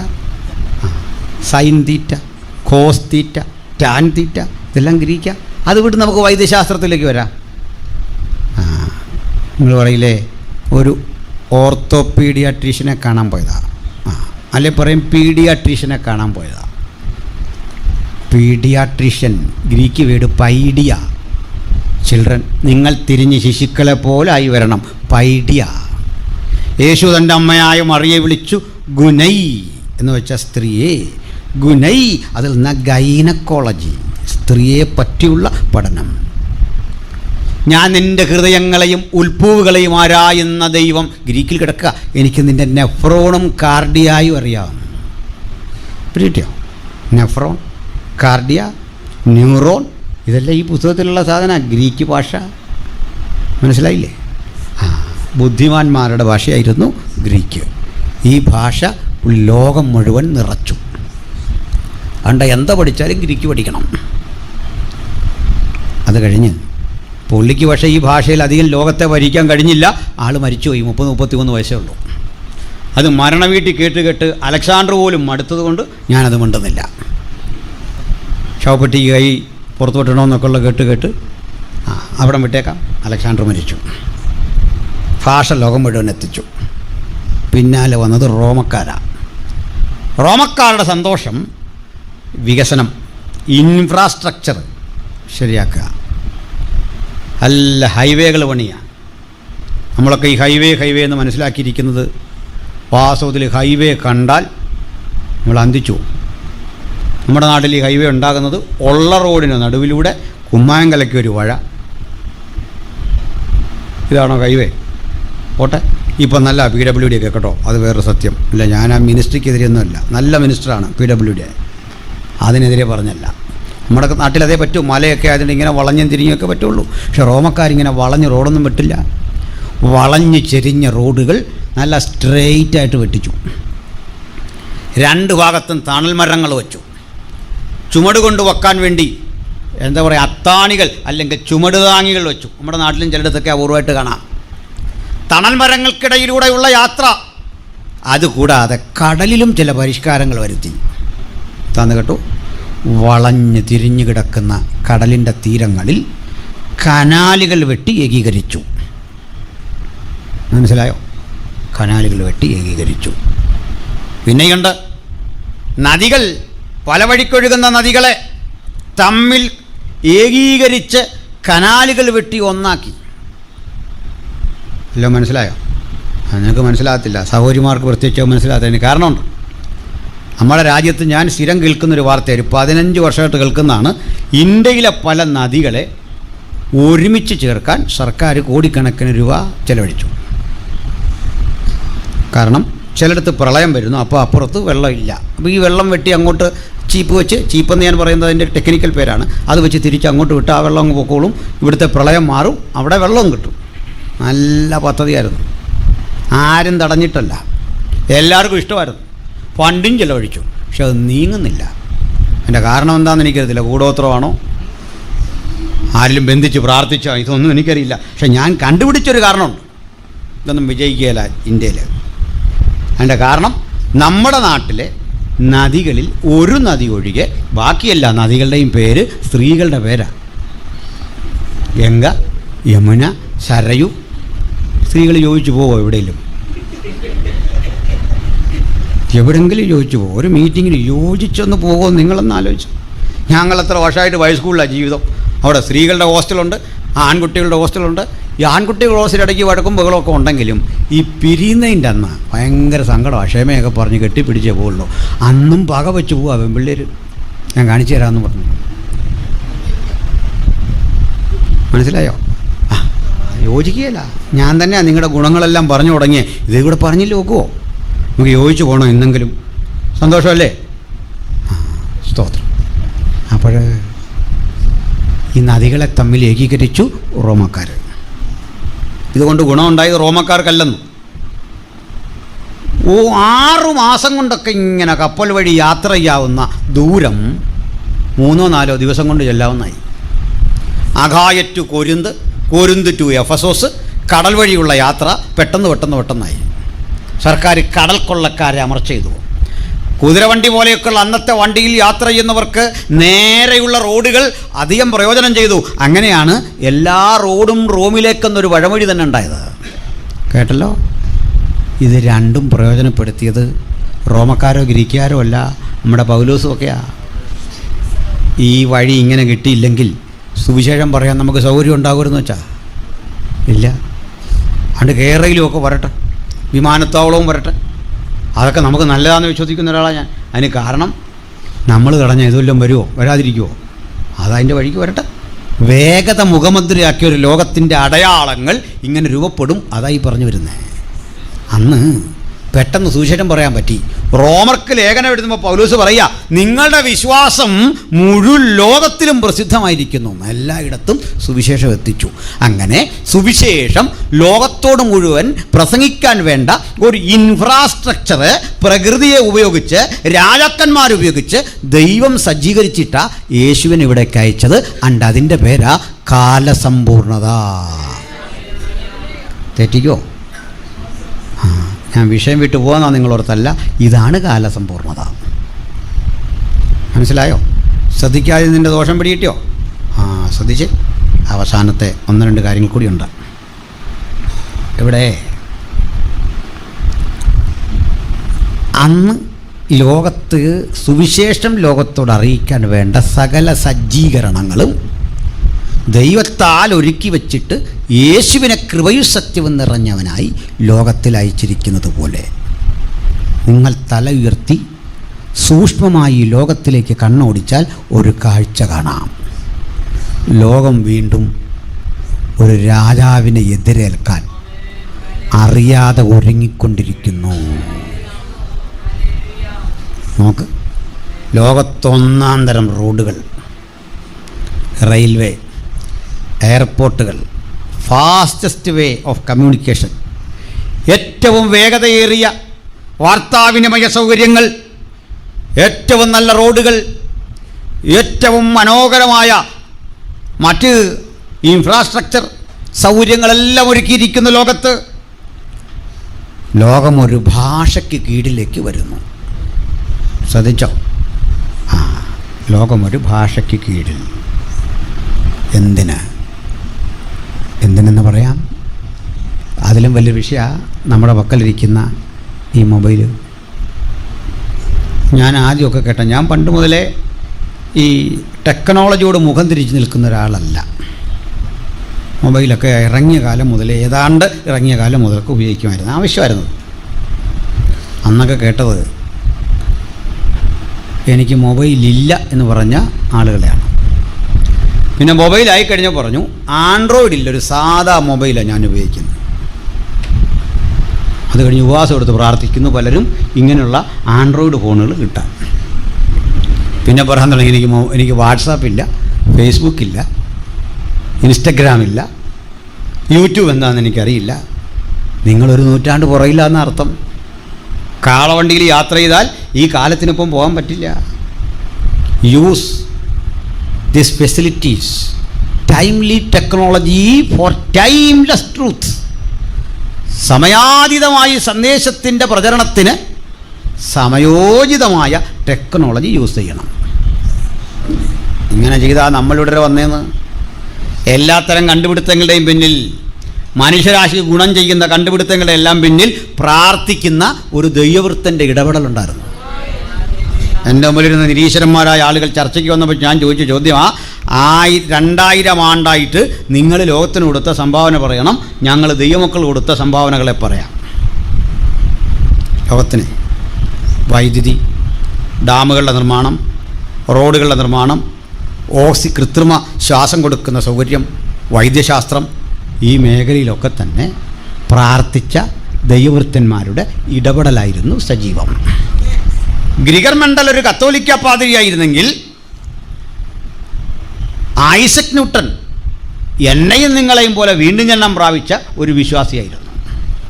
Michael Faraday, Thomas Edison Alva, radio കണ്ടുപിടിച്ച മാർക്കോണി, എത്ര പേരറിയണം? ഇതൊക്കെ കൃത്യം സൺഡേ സർവീസിന് പോയി പ്രാർത്ഥിക്കുന്ന ദൈവത്തിൻ്റെ വൃത്യന്മാരായിരുന്നു. ഇനി നിങ്ങളുടെ ഇങ്ങോട്ട് പറ, മനസ്സിലായില്ലേ? ഞങ്ങളുടെ ക്ലബ് ഹൗസിലൊക്കെ വന്നിട്ട് സയൻറ്റിഫിക് ടെമ്പർ എന്നൊക്കെ പറഞ്ഞു. ഞാൻ പറയും ടെമ്പർ അല്ല, ടിമ്പറാണ് നിങ്ങൾ, സയൻറ്റിഫിക്. ഈ ടിമ്പറൊന്നും വന്നാൽ ഞങ്ങളുടെ തേക്കുകയില്ല. അതിൻ്റെ കാരണം നമ്മൾ ലോകത്തിന് കൊടുത്ത സംഭാവനകളെക്കുറിച്ച് നമുക്ക് നല്ല ബോധ്യമുണ്ട്. പോട്ടെ. അപ്പോൾ ഞാൻ ആ വഴി ഒത്തിരി പോകുന്നില്ല. നിങ്ങൾ സസൂക്ഷ്മം നോക്കിയാൽ ലോകം അതിൻ്റെ വികാസ പരിണാമങ്ങളുടെ അത്യുച്ച കോടിയിലെത്തി നിൽക്കുക നമ്മൾ. ഇനി ഇത് മുമ്പോട്ട് പോകത്തേ ഉള്ളൂ. ആർക്കും ഇതിൻ്റെ സ്വാധീന വലയം വിട്ട് അങ്ങോട്ടും ഇങ്ങോട്ടും പോകാൻ വയ്യ. ലോകം അതിവേഗത്തിൽ പോകുക. ഈ അതിവേഗം പോകുന്ന ലോകത്തൊരു കാഴ്ച ഞാൻ നിങ്ങളെ കാണിച്ചു തരാം. ഇന്നുള്ള ഈ ലോകത്തെ ഇതുപോലാക്കി തീർക്കാൻ പണ്ട് ദൈവം ചെയ്തതുപോലെ 4 ലോകശക്തികളെ ഉപയോഗിച്ചുകൊണ്ടേയിരിക്കുന്നു. ബാബിലോണിനെ, മീഡോ പേർഷ്യയെ, ഗ്രീസിനെ, റോമിനെ ഉപയോഗിച്ചുകൊണ്ട് പൗരാണിക കാലത്തെ അന്നുള്ള രീതിയിൽ ഉൽപ്പാദിപ്പിച്ചെടുക്കാൻ, രൂപീകരിച്ചെടുക്കാൻ പ്രവർത്തിച്ച ദൈവം ഇന്നും അതേവിധം പ്രവർത്തിക്കുന്നു. അവൻ ഇഷ്ടമുള്ളവർക്ക് രാജ്യത്വം കൊടുക്കുന്നു. അങ്ങനെയാ വിശ്വസിക്കണ്ടേ? ഇഷ്ടമുള്ളവർക്ക്. അപ്പോൾ നമുക്ക് അതൊന്ന് പരിശോധിക്കേണ്ടതുണ്ട്. പ്രിയപ്പെട്ടവരെ, ഇഷ്ടമുള്ളവർക്ക് രാജ്യത്വം കൊടുക്കുന്ന ദൈവം ഈ ആധുനിക ലോകത്ത് ഇന്ന് കാണുന്ന അളവിൽ ഈ ലോകത്തെ പരിഷ്കരിക്കാൻ 4 ലോകശക്തികളെ ഉപയോഗിച്ചു. അതാ 1, 2, 3, 4 കുതിര. കുതിര അധികാരമുള്ളവൻ്റെയും യുദ്ധം ചെയ്യുന്നവൻ്റെയും വീര്യത്തിൻ്റെയും ഐതിഹാസികമായ പിടിച്ചെടുക്കലിൻ്റെയും വേഗതയുടെയും പ്രതീകമാണ്. ആ കുതിര പുറത്തിരിക്കുന്നവൻ അധികാരിയാണ്. അവന് കിരീടമുണ്ടെങ്കിൽ അവൻ സാമ്രാജ്യാധിപതിയാണ്. വെള്ളക്കുതിരയെ ഞാൻ കണ്ടു. ലോകത്ത് ഈ വെള്ളക്കുതിര ഇന്ന് കാണുന്ന അളവിലേക്ക് ലോകത്തെ ഉൽപ്പാദിപ്പിക്കാൻ, രൂപീകരിക്കാൻ ഒരു കാലത്ത് പ്രയത്നിച്ച ഇംഗ്ലീഷ് സാമ്രാജ്യത്തിൻ്റെ പ്രതീകമാണ് എന്ന് ഞാൻ പറയും. കാരണം വിളിക്കുന്നത് ഒരു സിംഹമാണ്, വരുന്നത് വെള്ളക്കുതിരയാണ്. വസ്തുതകൾ പഠിക്കുന്നവർക്കൊരു കാര്യം അറിയാം, സിംഹം ഗ്രേറ്റ് ബ്രിട്ടൻ്റെ ചിഹ്നമാണ്. ഗ്രേറ്റ് ബ്രിട്ടൻ്റെ ചിഹ്നം. ഇന്ന് ലോകത്തിലെ ഒന്നാമത്തെ ശക്തി വെള്ളക്കാരനാണ്. ബ്രിട്ടൻ വീക്കായി, പക്ഷേ പകരം ബ്രിട്ടനിൽ നിന്ന് പറഞ്ഞുപോയ ബൈബിളിൻ്റെ ഭാഷയിലെ കഴുകൻ ചിറക് അമേരിക്കയാണ്. കഴുകൻ അമേരിക്കയുടെ ചിഹ്നമാണെന്ന് ഏതൊരാൾക്കും അറിയാം. കൃത്യം ദാനിയേൽ പ്രവചനമായി തുലനം ചെയ്യുമ്പോൾ അതിൻ്റെ കഴുകൻ ചിറക് പറഞ്ഞുപോയി എന്ന് കാണുന്നുണ്ട്. പിൽഗ്രിം ഫാദേഴ്സിൻ്റെ കുടിയേറ്റം അമേരിക്ക രൂപപ്പെടുന്നു, അത് ബ്രിട്ടനിൽ നിന്ന് പറഞ്ഞു പോയതാണ്. അവരുടെ ചിഹ്നം സിംഹം, അവരുടെ ഭാഷ ഇംഗ്ലീഷ്, അവൻ്റെ നിറം വെളുപ്പ്. പാശ്ചാത്യൻ്റെ കൊടിയുടെ നിറം വെളുപ്പ്, മുടിയുടെ നിറം വെളുപ്പ്, അവൻ തന്നെ വെളുപ്പ്. അവനെ വിളിക്കുന്ന പേരാ വൈറ്റ് പവർ. അതാ പാശ്ചാത്യൻ. അവനാ ലോകത്തെ ഭരിച്ച്, അവന് വലിയ അധികാരം അവന് ലഭിച്ചു. അവൻ സന്തോഷത്തിൻ്റെ, സമാധാനത്തിൻ്റെ, സംതൃപ്തിയുടെ പ്രതീകമാണ്. അവനൊരടി അടിച്ചാലും ചിരിച്ചോണ്ട് അടിക്കുന്നത്. അമേരിക്ക നടത്തിയ ഏതെങ്കിലും യുദ്ധം കരഞ്ഞുകൊണ്ടായിരുന്നോ? അല്ല. ബ്രിട്ടൻ അടിക്കുമ്പോഴും സന്തോഷത്തോടാണ്, ചിരിച്ചോണ്ടായി ബോംബിടുന്നില്ല. എത്ര ആളുകൾ അമേരിക്കൻ, റഷ്യൻ, ഈ ഇംഗ്ലീഷ് ആധിപത്യത്തിൽ കൊല ചെയ്യപ്പെട്ടു എന്നൊക്കെ നമുക്കറിയാം. പക്ഷെ അവർക്കൊരു ഗുണമുണ്ടത് പറയാതിരിക്കാൻ തരില്ല. അവരെവിടൊക്കെ ഉന്മൂലനം ചെയ്തോ ആ രാജ്യങ്ങളോടെല്ലാം കരുണ തോന്നി. അഫ്ഗാനിൽ നിന്നുമൊക്കെ ഇന്ന് കുടിയേറുന്ന അറബികളെ പാർപ്പിക്കാൻ അവർ തയ്യാറെടുക്കുന്നത് ഒരു തലമുറ ചെയ്ത തെറ്റ് ഞങ്ങളായി തിരുത്തട്ടെ എന്ന താല്പര്യം കൊണ്ടാണ്. തീർച്ചയായിട്ടും ലോകം ഇന്നായിരിക്കുന്ന അളവിൽ ഉൽപ്പാദിപ്പിച്ചെടുക്കാൻ ബ്രിട്ടൻ പണിയെടുത്തിട്ടുണ്ട്, ഇംഗ്ലീഷ് സാമ്രാജ്യം പണിയെടുത്തിട്ടുണ്ട്. ബ്രിട്ടൻ ലോകത്തിലെ ശക്തിയായി, അമേരിക്ക ലോകത്തിലെ ശക്തിയായി അധികാരമേറ്റുകൊണ്ടിരിക്കുന്ന അതേ കാലത്ത് എല്ലാവരെയും അത്ഭുതപ്പെടുത്തിക്കൊണ്ട് ഒരു രണ്ടാം ലോകശക്തി ഉദയം ചെയ്തു. അതാ രണ്ടാമത്തെ കുതിര. രണ്ടാമത്തെ കുതിരയെ വിളിക്കുന്നത് കാളമുഖമുള്ളൊരു ജീവിയാണ്. വരുന്നതൊരു ചുവന്ന കുതിരയാണ്. കാള തൊഴിലെടുക്കുന്നവൻ്റെ പ്രതീകമാണ്. വണ്ടി വലിക്കുന്ന, മുഖം ചുമക്കുന്ന, ചുമട് വഹിക്കുന്ന, പണിയെടുക്കുന്ന വർക്കിംഗ് ക്ലാസിൻ്റെ പ്രതീകമാണ് കാള. കാള വിളിച്ചപ്പോൾ വന്നവൻ ചുവപ്പനാണ്. കാളയുടെ വിളി നമ്മൾ ചരിത്രത്തിൽ മുഴങ്ങി കേട്ടിട്ടുണ്ട്. സർവ്വരാജ്യ തൊഴിലാളികളെ സംഘടിക്കണം, ഒന്നാകണം. റഷ്യൻ വിപ്ലവത്തിലൂടെ ലോകത്തിൻ്റെ പലയിടങ്ങളിൽ നടന്ന വർക്കിംഗ് ക്ലാസിൻ്റെ സ്ട്രഗിൾ അധികാരം പിടിച്ചെടുക്കാൻ അവരെ പ്രേരിപ്പിച്ചു. അവരും ഒരു ശക്തിയായി. ഒന്നും രണ്ടും ശക്തി. ഒന്നാം ശക്തിയുടെ കൊടിയുടെ നിറം വെളുപ്പ്, മുടിയുടെ നിറം വെളുപ്പ്. അവനേ വെളുപ്പെങ്കിൽ രണ്ടാം ശക്തിയുടെ കൊടിയുടെ നിറം ചുവപ്പ്, മംഗോളിയൻ്റെ മുടിയുടെ നിറം ചുവപ്പ്. അവൻ്റെ പ്രത്യേകത ഏറ്റവും കടുത്ത വിപ്ലവം. ഈ രണ്ട് ശക്തികൾ ഇങ്ങനെ നിൽക്കച്ചെയ്ത് കഴിഞ്ഞ സഹസ്രാബ്ദം 1900 ആണ്ടിൻ്റെ അവസാനം ലോകം ഒരു അമ്പരപ്പിക്കുന്ന വാർത്ത കേട്ട് ഉറങ്ങി. അത് സോവിയറ്റ് യൂണിയൻ്റെ പതനമായിരുന്നു. കഴിഞ്ഞ നൂറ്റാണ്ടല്ലെങ്കിൽ സഹസ്രാബ്ദം എന്ന് തന്നെ പറയാം. ഉറങ്ങാൻ കിടക്കുന്നത് USSRൻ്റെ പതനം കേട്ടാണ്. റെഡ് പവർ വീക്കായി. എന്നാൽ 2000 ആണ്ട് ഉണർന്നത് മറ്റൊരു ശബ്ദം കേട്ടാണ് പാശ്ചാത്യ രാജ്യങ്ങളുടെ തകർച്ച. പാശ്ചാത്യ രാജ്യങ്ങളും തകർന്നു, സമ്പദ് വ്യവസ്ഥയിൽ ഇടിവുണ്ടായി. ഇതോർത്ത് നമ്മളൊന്നും സന്തോഷിക്കണ്ട, പക്ഷെ എന്നാലും അവരാ പവർ. പാശ്ചാത്യരും റഷ്യയ്ക്ക് പവറില്ലെന്നൊന്നും വിവരദോഷം പറയില്ല. പാസ്മാരി പലരും പ്രസംഗിക്കുമ്പോൾ ഇങ്ങനെയൊക്കെ പറയും, പവറില്ലാഞ്ഞിട്ടാണോ ഇത്രയും രാജ്യങ്ങൾ എതിർത്തിട്ട് അവരുടെ ഡോളർ റൂബിള് അതിൻ്റെ വിലയിടിക്കാൻ അമേരിക്ക നോക്കിയിട്ട് തന്ത്രപരമായിട്ട് അതിജീവിച്ച് നാറ്റോ സഖ്യത്തെ വെല്ലുവിളിച്ച് ഉക്രൈനിൽ അധിനിവേശം നടത്തി ഇപ്പോൾ നടത്തുന്ന ഇടപെടൽ കണ്ടില്ലേ? പവറുണ്ട്, അധികാരമുണ്ട്, സമ്പത്തുണ്ട്, ഡോളർ കരുതൽ ശേഖരമുണ്ട്. ഞാൻ ആ രാഷ്ട്രീയത്തിലേക്ക് കൂടുതൽ കടക്കുന്നില്ല. അമേരിക്കയും ശക്തിയാണ്, ഇത് രണ്ടും പവറാണ്. ഒന്നും രണ്ടും ശക്തി കഴിഞ്ഞാൽ പിന്നുള്ളവൻ്റെ ശക്തി മൊത്തത്തിലെടുക്കുമ്പോൾ അതിൽ കൊള്ളാവുന്ന ഒരുത്തനും പരിഗണന ഉണ്ട്, അല്ലേ? ഇത് രണ്ടും അല്ലേ പിന്നെ തേർഡ് ഓപ്ഷൻ വേണ്ടേ? മൂന്നാമതൊരുവനാര്?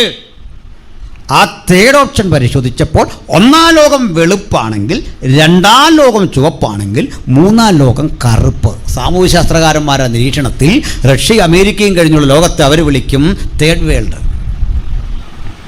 Third world India, Pakistan, Afghanistan, African രാജ്യങ്ങൾ. ഇതിൽ ചൈനയൊക്കെ പെടുന്നത് രണ്ടാം ലോകത്തിൻ്റെ കൂടെ കേട്ടോ, അവരെല്ലാം ഒറ്റ ഗ്യാതറിങ്ങാണ്. ഓസ്ട്രേലിയയൊക്കെ പെടുന്ന ഒന്നാം ലോകത്തിൻ്റെ കൂടെ. ഈ റേസ് എടുത്താൽ മതി, റേസിനെയാണ് നമ്മൾ ഈ കണക്കൂട്ടിൽ പെടുത്തുന്നത്. ഇവിടെ മൂന്നാം ലോകത്തിലാണ് നമ്മളൊക്കെ പെടുന്നത്, പക്ഷെ അതിൽ വിഷമിക്കാനൊന്നുമില്ല. മൂന്നാം ലോകത്തിലെ കരുത്തർ നമ്മൾ ഇന്ത്യയാണ്, അതറിയോ? ഇവിടെ നമ്മൾ തന്നെ കരുത്തർ. മൂന്നാം ലോകത്തിലെ ശക്തിമത്തായ രാഷ്ട്രം ഇന്ത്യയാണ്. അതിന് കാരണമുണ്ട്. നിങ്ങളിപ്പോൾ എല്ലാം വിശ്വസിക്കാത്തൊരു കാര്യം പറയാം. അമേരിക്കയേക്കാൾ വലിയ സമ്പന്ന രാജ്യമാണ് ഇന്ത്യ എന്ന് ഞാൻ പറഞ്ഞാൽ നിങ്ങൾ വിശ്വസിക്കുമോ? വിശ്വസിക്കില്ല. അതിൻ്റെ കാരണം പറയാം. ഇന്ത്യയിലെ ഏറ്റവും വലിയ ധനാഢ്യൻ അംബാനിയല്ല, ധീരുഭായ് അംബാനിയോ മക്കളോ അല്ല. ഇന്ത്യയിലെ ഏറ്റവും വലിയ സമ്പന്നൻ നമ്മളറിയപ്പെടുന്ന ഏതെങ്കിലും അദാനിയോ അല്ലെ DLFോ ഇങ്ങനെയുള്ള കമ്പനികളല്ല. ഇന്ത്യയിലെ ഏറ്റവും വലിയ സമ്പന്നൻ ഇന്ത്യ തന്നെയാണ്. മനസ്സിലായില്ല? പറയാം. റെയിൽവേ ഇന്ത്യയുടെ, വനം ഇന്ത്യയുടെ, റോഡുകൾ ഇന്ത്യയുടെ, ലക്ഷക്കണക്കിന് ഏറി വരുന്ന ഭൂമി എന്ന് പറഞ്ഞാൽ പൊതുമേഖലയിൽ നമുക്ക് സ്വത്തുണ്ടെന്ന്. ഇപ്പോൾ പിടികിട്ടിയോ? പൊതുമേഖല സ്വത്തുണ്ടെന്ന്. എയർപോർട്ടുകൾ ഇന്ത്യയുടെ, റെയിൽവേ, റോഡുകൾ, ഹൈവേകൾ, കടൽ, ഇതെല്ലാം പൊതുസ്വത്താണെങ്കിൽ അമേരിക്കയിൽ ഇങ്ങനെയല്ല. സർക്കാരിന് സ്വന്തം ഒന്നുമില്ല, എല്ലാം പ്രൈവറ്റാണ്. നമ്മളൊരു പ്രൈവറ്റ് പബ്ലിക് എന്നുള്ളൊരു കാഴ്ചപ്പാടാണ് ഇന്ത്യൻ എക്കണോമി. അതുകൊണ്ട് അത് അത്ര പെട്ടെന്ന് മുകളിലേക്ക് വരത്തുമില്ല, തീരെ താഴെ പോകത്തുമില്ല. ആരടിച്ചാലും വലിയ പട്ടിണിയൊന്നും വരാൻ പോകുന്നില്ലെന്ന്. അല്ല, നമുക്കിപ്പോൾ നേരിടേണ്ട നേരം കഴിഞ്ഞ്. അപ്പനും അമ്മയും തമ്മിൽ അടിവെച്ചാൽ മുറി വിൽക്കുന്ന കുട്ടിക്കുക എന്ന് പറയുന്ന പോലെ രണ്ട് രാജ്യം തമ്മിൽ അടിച്ചാൽ മൂന്നാം ലോകത്തിലാണ് പട്ടിണി വരുന്നത്.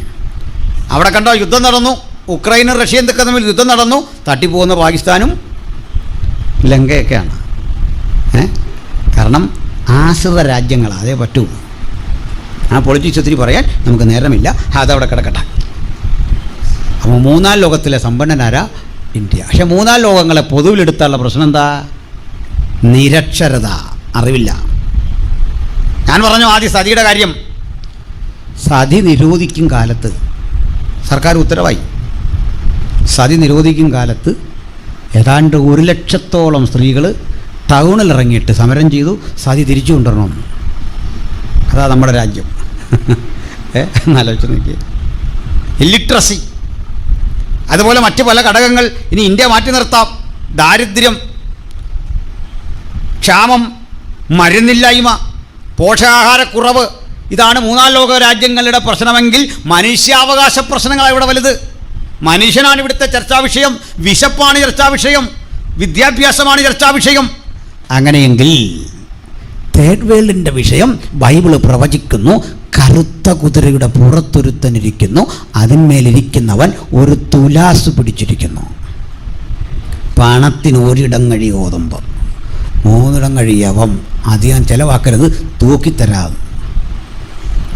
തിന്നരുത് അധികം, നമ്മൾ തിന്നു തീർക്കുന്നു എന്നാണ് പറയുന്നത് അല്ലേ. അടുത്തത്, എണ്ണ വീഞ്ഞ് കേടുവരുത്തരുത്. ഞാനിത് 10 വർഷം മുമ്പ് പ്രസംഗിച്ച വീഡിയോ യൂട്യൂബിൽ കിടപ്പുണ്ട്, നിങ്ങൾക്ക് കാണാം. 10 വർഷം മുമ്പ് ഇന്ന് കാണുന്ന പ്രവണതകളൊന്നും ഇല്ലാതിരിക്കെ പാചകവാതക ക്ഷാമത്തെക്കുറിച്ച്, പെട്രോളിയം ഉൽപ്പന്നങ്ങൾക്ക് വില കയറുന്നതിനെക്കുറിച്ച് ഞാൻ നടത്തിയ നിരീക്ഷണം കിടപ്പുണ്ട്. എണ്ണയ്ക്കും വീഞ്ഞിനും കേടുവരുത്തരുത്, അമിതമായിട്ട് ഉപയോഗിക്കരുത്, ഏറ്റവും അധികം എണ്ണയും ഇത്തരം വാതകങ്ങൾ ഉപയോഗിക്കുന്ന നമ്മളാണ് എന്ന് പറയുകയും, അതുപോലെ വീഞ്ഞ് മരുന്നിൻ്റെ പ്രതീകമാണ്. വാക്സിനുകളൊക്കെ ഇന്ന് ഈ നിലയിൽ ലോകവും ഉപയോഗിച്ചുകൊണ്ടിരിക്കുന്ന ഒരു കാലത്ത് അന്ന് ഞങ്ങൾ നടത്തിയ നിരീക്ഷണം കൃത്യമാകാൻ കാരണം ഞങ്ങളുടെ ബുദ്ധിവൈഭവമല്ല. ഈ പുസ്തകം പ്രവചിച്ചു നാളുകളിൽ എന്ത് സംഭവിക്കുമെന്ന്, അത് അക്ഷരം പ്രതി നിറവേറിയിട്ടുണ്ട്. എണ്ണയ്ക്കും വീഞ്ഞിനും കേടുവരുത്തരുത് എന്ന് ലോകരാഷ്ട്രങ്ങൾ ഒരുമിച്ച് പറയുന്നു. അതാ നമ്മൾ ഈ കണ്ടത്. 4 ജീവികളുടെയും നടുവിൽ നിന്ന് ഒരു ശബ്ദം. അങ്ങനെ 3-ാം ലോകശക്തി നിൽക്കെ എല്ലാവരെയും അമ്പരപ്പിച്ചു കൊണ്ടൊരു 4ാമത്തെ ശക്തി വന്നു. കഴുകനാണ് വിളിക്കുന്നത്. വരിക വരിക എന്ന് വിളിച്ചപ്പോൾ വന്നത് വിളറിയ പച്ചക്കുതിര. പച്ച ലോകഭീകരവാദത്തിൻ്റെ തെളിവാണ്. ലോകത്തിൻ്റെ ഭീകരതയാണ് പച്ച നിറം പ്രതിനിധീകരിക്കുന്നത്. നമ്മൾ കണ്ടു ആ ഭീകരത. അഫ്ഗാനിലെ ഒരു സ്കൂളിൽ ഉച്ച സമയത്ത് ഭക്ഷണം കഴിക്കാൻ ആ ഭക്ഷണപാത്രത്തിലേക്ക് കൈയിട്ട് അതൊന്ന് തുറക്കാൻ ശ്രമിക്കുന്ന കുട്ടി, ഉച്ച സമയത്തെ കുഞ്ഞിൻ്റെ വിശപ്പിൻ്റെ ആധിക്യം അറിയാമല്ലോ. ക്ലാസ് കഴിഞ്ഞ് കയ്യും കഴുകി ഓടി വന്നവൾ, 4ാം ക്ലാസ്സുകാരി മിടുക്കി, അത് തുറക്കയും അതിൽ ഘടിപ്പിച്ച ബോംബ് പൊട്ടി 127 കുട്ടികളും അധ്യാപകരും വെന്തുവെണ്ണീറായി. ലോകഭീകരത. കണ്ടഹാറിലെ വിമാനം റാഞ്ചി. 100 ചരിത്ര തെളിവുകൾ എനിക്ക് നിങ്ങളുടെ മുമ്പിൽ അവതരിപ്പിക്കാനുണ്ട്. സൂക്ഷിക്കണേ. കലാലയത്തിൽ പഠിക്കാൻ വിടുന്ന കുഞ്ഞുങ്ങളെ ശ്രദ്ധിക്കണം. MBBS-നും MS-നും BTech-നുമൊക്കെ അഡ്മിഷൻ എടുത്ത് കോയമ്പത്തൂരിലും ബാംഗ്ലൂരിലും അതുപോലെ തന്നെ പ്രമുഖങ്ങളായ ഹൈദരാബാദിലെ ഹൈടെക് സിറ്റിയിലെ എഡ്യൂക്കേഷണൽ ഹബ്ബുകളിൽ പഠിക്കാൻ കുഞ്ഞുങ്ങളെ അയക്കുമ്പോൾ ഭക്തൻ പ്രാർത്ഥിച്ചേ വിടാവൂ. ഓരോ നിമിഷവും പ്രാർത്ഥിക്കണം. MBBS എടുക്കുന്നതിനേക്കാൾ, BTech നേടുന്നതിനേക്കാൾ, ഡിപ്ലോമ നേടുന്നതിനേക്കാൾ, തൊഴിൽ നേടുന്നതിനേക്കാൾ പ്രധാനം അവർ ദൈവമുള്ളവരായിരിക്കണം, യേശുവുള്ളവരായിരിക്കണം. ഭീകരത മറ്റൊരു രൂപത്തിൽ നിങ്ങളുടെ കുഞ്ഞുങ്ങളെ കാർന്നു തിന്നു കൊണ്ടുപോകാൻ വന്നിരിക്കുന്നു. തൊട്ടടുത്ത് പ്രാർത്ഥിക്കണം. ഞങ്ങളൊക്കെ ഇത്തരം പ്രശ്നങ്ങളുടെ ആശയ സമരത്തിൻ്റെ മുഖത്ത് ഇന്ന് പ്രവർത്തിച്ചു കൊണ്ടിരിക്കുന്ന സമയമാണ്. ഞാൻ വിശദീകരിക്കുന്നില്ല. വിശദാംശങ്ങൾക്ക് നിങ്ങളെൻ്റെ വീഡിയോ കണ്ടാൽ മതി. നിങ്ങളത് സബ്സ്ക്രൈബ് ചെയ്യണമെന്നൊന്നും ഒരു നിർബന്ധമില്ല. നിങ്ങൾ ആ വീഡിയോ കണ്ടിട്ട് സബ്സ്ക്രിപ്ഷൻ ഒന്നും ചെയ്തില്ലെങ്കിലും കുഴപ്പമില്ല. പക്ഷെ ആ ഭീകരത തിരിച്ചറിഞ്ഞേ പറ്റൂ. നമ്മുടെ രാജ്യത്ത് സംഭവിച്ചു കൊണ്ടിരിക്കുന്ന കാര്യങ്ങൾ. എൻ്റെ വീടിൻ്റെ തൊട്ടരികിൽ നിന്ന് ഒരു പെൺകുട്ടിയെ കാണാതെ പോയി. എനിക്ക് ആ കുട്ടിയെക്കുറിച്ച് പറയുമ്പോൾ അവളുടെ പിതാവിനെക്കുറിച്ച് പറയണം. ഞങ്ങളുടെ ഒരു പാസ്റ്റർ എൻ്റെ അടുത്ത് താമസിക്കുന്നത്. ആ പാസ്റ്ററുടെ വൈഫ് പെട്ടെന്ന് ഇഹലോകം വിട്ട് കടന്നുപോയി. ആ സഹോദരിയെ ഹോസ്പിറ്റലിൽ കൊണ്ടുപോയി സകല ചെലവും വഹിച്ച് സ്വന്തം വാഹനത്തിൽ പരിരക്ഷിച്ച ഒരു മാന്യനായ മനുഷ്യൻ. അദ്ദേഹത്തിൻ്റെ മകളെയാണ് നാളുകൾക്കപ്പുറത്ത് കാണാതെ പോയ ജസ്ന. ജസ്ന എവിടെ അറിയില്ല. പരസ്യ രഹസ്യ ചിലർക്കറിയാം. എന്താ ഇവിടെ സംഭവിക്കുന്നത്? ലോകഭീകരതയുടെ നിറം അത് ചിലരെ വേട്ടയാടിക്കൊണ്ടിരിക്കുന്നു. സൂക്ഷിക്കണം. ദൈവത്തിൻ്റെ വചനത്തിൽ പറയുന്നു, ആരാണ് എതിർ ക്രിസ്തു? പുത്രനെ നിഷേധിക്കുന്നവൻ അത്ര എതിർ ക്രിസ്തു. കുഞ്ഞെ കലാലയത്തിൽ ചൊല്ലുമ്പോൾ നിന്നോട് ആദ്യം ചോദിക്കും, ദൈവത്തിന് പുത്രനുണ്ടാകുമോ? ദൈവം കല്യാണം കഴിച്ചിട്ടുണ്ടോ? ഈ ചോദ്യമാ. മറുപടി പറയണം, ദൈവത്തിന് പുത്രനുണ്ടാകുന്ന മോശപ്പെട്ട കാര്യമല്ല. ദൈവത്തിന് പുത്രനോ പുത്രിയോ ഉണ്ടാകട്ടെ, പക്ഷെ അത് മാനുഷിക ബന്ധം പോലെയല്ല. ദൈവത്തിന് പുത്രനുണ്ടാകാൻ അവൻ കൽപ്പിച്ചാൽ മതി, പുത്രനുണ്ടാകും. പുത്രനുണ്ടാകുന്ന മോശപ്പെട്ട കാര്യമല്ലെന്ന് തെളിവാ. നമുക്കുണ്ടായ പുത്രനെക്കുറിച്ച് നോക്കാം. അവനൊപ്പം പറയാൻ ഒരാളുമില്ലെന്ന് പറയത്തക്ക വിധത്തിൽ നിസ്തുല്യനായവനെ ഉലകത്തിന്റെ മുമ്പിൽ പ്രദർശിപ്പിച്ചിട്ടാ ഇങ്ങനൊരു പുത്രനെക്കുറിച്ച് ഞങ്ങൾ പറയുന്നത്. അതുകൊണ്ട് യോഹന്നാന്റെ 2-ാം ലേഖനത്തിൽ പറയുക, പുത്രനെ നിഷേധിക്കുന്നവന് പിതാവില്ല, പുത്രനെയും പിതാവിനെയും നിഷേധിക്കുന്നവൻ എതിർ ക്രിസ്തുവാകുന്നു. ഈ എതിർ ക്രിസ്തുവിന്റെ ആ രൂപരേഖ നമ്മുടെ മുമ്പിൽ തെളിഞ്ഞു വന്നിരിക്കുന്നു. കുഞ്ഞുങ്ങൾ സൂക്ഷിക്കണം, വചനം പഠിക്കണം. വേദാധ്യാപകർ കുഞ്ഞുങ്ങളെ വചനം പഠിപ്പിക്കണം. ത്രിയേക ദൈവത്വത്തെക്കുറിച്ച് സംശയം ചോദിച്ചരികിൽ വരും. ചില ചോദ്യത്തിനൊന്നും നിങ്ങൾക്ക് ഉത്തരമില്ലെങ്കിൽ പറയണം, ഞാൻ ബൈബിൾ പണ്ഡിതയല്ല, ഞാനിതൊന്നും ആഴത്തിൽ പഠിച്ചിട്ടുള്ള ഒരാളല്ല, പക്ഷെ ഒന്നെനിക്കറിയാം, ആ കുരുടൻ പറഞ്ഞതുപോലെ അവൻ എങ്ങനെ ഉള്ളവനെന്നൊന്നും എനിക്കറിയില്ല, പക്ഷെ അവൻ എന്നെ തൊട്ടു, അവൻ എന്നെ സുഖപ്പെടുത്തി, അവൻ എന്നെ അനുഗ്രഹിച്ചു. ആത്മനിറവുള്ള ഓരോ കുഞ്ഞുങ്ങളും ഇത്തരം സ്ഥലങ്ങളിൽ ചെന്നിട്ട് പറയണം, എനിക്ക് തൃത്വമോ യേശുവിൻ്റെ ദൈവത്വമോ ബൈബിളിലെ പാണ്ഡിത്യമോ ഒന്നും പറഞ്ഞറിയിക്കാൻ അറിയില്ല, പക്ഷെ ഞാനെന്നറിയുന്നു യഹോവ നല്ലവൻ എന്ന് ഞാൻ രുചിച്ചറിഞ്ഞവന്റെ തലമുറയാ. ഈ ദൈവത്തെ വിട്ട്, ഈ മാർഗം വിട്ട് നീ എന്ത് വാഗ്ദത്തം ചെയ്താലും ആ വഴി വരാൻ കഴിയാത്ത വിധത്തിൽ സ്നേഹത്തിന്റെ ചങ്ങലക്കെട്ടിൽ എന്നെ പിടിച്ചു നിർത്തിയിരിക്കുന്ന ഒരു ദൈവ സാന്നിധ്യമുണ്ട്. അത് വിട്ടുവരാൻ എനിക്ക് സാധിക്കില്ല. അത് ഉറപ്പോടെ പറയണം. സ്റ്റെതസ്കോപ്പും തോളിൽ തൂക്കി നൂറുകണക്കിന് ആളുകളെ, ആയിരക്കണക്കിന് ആളുകളെ പരിചരിക്കേണ്ട പല കുഞ്ഞുങ്ങളും വിശ്വാസം വിട്ട് പ്രത്യേക വേഷവിധാനങ്ങൾ ധരിച്ച് അഫ്ഗാന്റെ മണ്ണിലൂടെ അലയുന്നുണ്ട് മലയാളികൾ. അനേക ജയിലറുകൾ കിടപ്പുണ്ട് തിരിച്ചു വരാനാവാതെ. സ്നേഹം നടിച്ച് ഇത് കേവലം ഒരു പ്രണയത്തിൻ്റെ വിഷയമാണെന്ന് ലഘൂകരിച്ചു കാട്ടി നിങ്ങളെ അപകരിച്ചു കൊണ്ടുപോകാൻ ശ്രമിക്കുമ്പോൾ ഒരു നിത്യതയെക്കുറിച്ചുള്ള വിചാരം വരട്ടെ. അതിപ്രഭാതത്തിൽ ഉണരുമ്പോൾ വാഴ്ത്തുക നീ മനമേ പാടി നിന്നെ ഉണർത്തിയ അപ്പനെയും അമ്മയെ ഓർമ്മ വരട്ടെ. അതിപ്രഭാതത്തിൽ മനമേ പക്ഷിഗണങ്ങൾ ഉണർന്നിതാ പാടുന്നു പാട്ടുകളെന്ന് പാടി നിന്നെ പഠിപ്പിച്ച് ഉദ്ബോധിപ്പിച്ച പട്ടിണി പാവം നിന്റെ അപ്പനെ ഒരു നിമിഷം ഓർക്കണം, അമ്മയെ ഒരു നിമിഷം ഓർക്കണം. ഉലകത്തിൽ കിട്ടിയ അപ്പൻ്റെ അമ്മയുടെ ഏറ്റവും വലിയ സമ്പാദ്യം അവർ തന്ന അവരുടെ വിയർപ്പ് വീണ ഈ പുസ്തകമാണെന്ന് വിശ്വസിക്കുന്ന തലമുറയ്ക്കായി ഞാൻ കർത്താവിനെ സ്തുതിക്കുന്നു. അത് വിട്ടിടത്തോട്ടോ വലത്തോട്ടോ മാറാൻ, അതിന് പകരം വെക്കാൻ ഒന്നും ഞാൻ ജീവിതത്തിൽ പ്രാപിച്ചിട്ടില്ല. മരണത്തിന്റെ മുമ്പിലും അടിപതറാതെ യേശുവിനോട് നിൽക്കാനാ എനിക്ക് മനസ്സെന്നുറപ്പുള്ള കുഞ്ഞുങ്ങൾ ഇന്ന് രാത്രി ആത്മസമർപ്പണം ചെയ്യട്ടെ. യേശുവിന് വേണ്ടി അവർ നിൽക്കാൻ തയ്യാറെടുക്കട്ടെ. അതിനു വേണ്ടിയായി കൺവെൻഷൻ. ഹല്ലേലൂയ. അപ്പം 4-ാം മുദ്ര ഞാൻ അധികം വിശദീകരിക്കുന്നില്ല, കാരണം അധികം വിശദീകരിക്കാതെ തന്നെ എനിക്കിട്ട് പണി കിട്ടുന്നുണ്ട്. പക്ഷെ ഇതൊന്നും കൊണ്ട് ഞങ്ങൾ പുറകോട്ട് പോകുന്നല്ല. നിനക്ക് ആൾ മാറിപ്പോയി, നീ അഡ്രസ്സ് പഠിക്കണം, ആരാന്ന് നമ്മുടെ വിലാസം പഠിക്കണമെന്ന്. ഇവിടെയുള്ള വിലാസമല്ല, അത് നാട്ടിലെ ലോക്കൽ വിലാസമാണ്. ആരാ നമ്മൾ സേവിക്കുന്നവെന്ന് മനസ്സിലാക്കണം. നിന്റെ വശത്ത് 1000 പേരും നിന്റെ വലതുവശത്ത് 10,000 പേരും വീഴും, എങ്കിലും അത് നിന്നോടടുത്ത് വരികയില്ല. ഒരനർത്ഥവും നിനക്ക് ഭവിക്കയില്ല, ഒരു ബാധയും നിന്റെ കൂടാരത്തിനടുക്കയില്ല. ഈ ചങ്കുറപ്പിന്റെ പേരാ ക്രിസ്തീയ വിശ്വാസം. ഈ ക്രിസ്തീയ വിശ്വാസത്തിന്റെ ബലം ഈ രാത്രി ഓരോരുത്തരും വ്യാപരിക്കട്ടെ. അതൊരു മതഭക്തിയല്ല പ്രിയപ്പെട്ടവരെ, ആത്മാവിൽ യേശുവിനെ ആരാധിക്കാനുള്ള ആ സന്മനസ. സ്തോത്രം സ്തോത്രം സ്തോത്രം. ഹല്ലേലൂയ. തീർച്ചയായിട്ടും എനിക്ക് ചില പ്രശ്നങ്ങളൊക്കെ ഉള്ള ആളാണ്. അതിലെനിക്ക് ഭാരമൊന്നുമില്ല, എൻ്റെ വീട്ടിലും ആർക്കും ഭാരമില്ല. സാധാരണ വീടിങ്ങനെ ഒത്തു കിട്ടാൻ പാടാം, വിശേഷിച്ച് കുഞ്ഞുങ്ങൾ. നമ്മൾക്കങ്ങനെ നമ്മുടെ കുട്ടികൾക്കൊന്നും ഇത്തരത്തിൽ പേടി വരില്ല. കാരണം ഈ സിരകളിലോടുന്ന രക്തം ഭയത്തിൻ്റെ അല്ല. എൻ്റെ സിരയിലോടുന്ന രക്തം ഒത്തിരി പരിമിതികളുള്ളതാണെങ്കിലും ഞാൻ എന്നെ വീണ്ടെടുത്ത രക്തം നിഷ്കളങ്ക ദൈവ കുഞ്ഞാടിൻ്റെ രക്തമാണ്. ഒന്നിനും വഴിമാറാത്ത യഹൂദ ഗോത്രത്തിലെ സിംഹമായവൻ്റെ ശബ്ദമാണ്. അങ്ങനൊന്നും പരാജയം വരില്ല.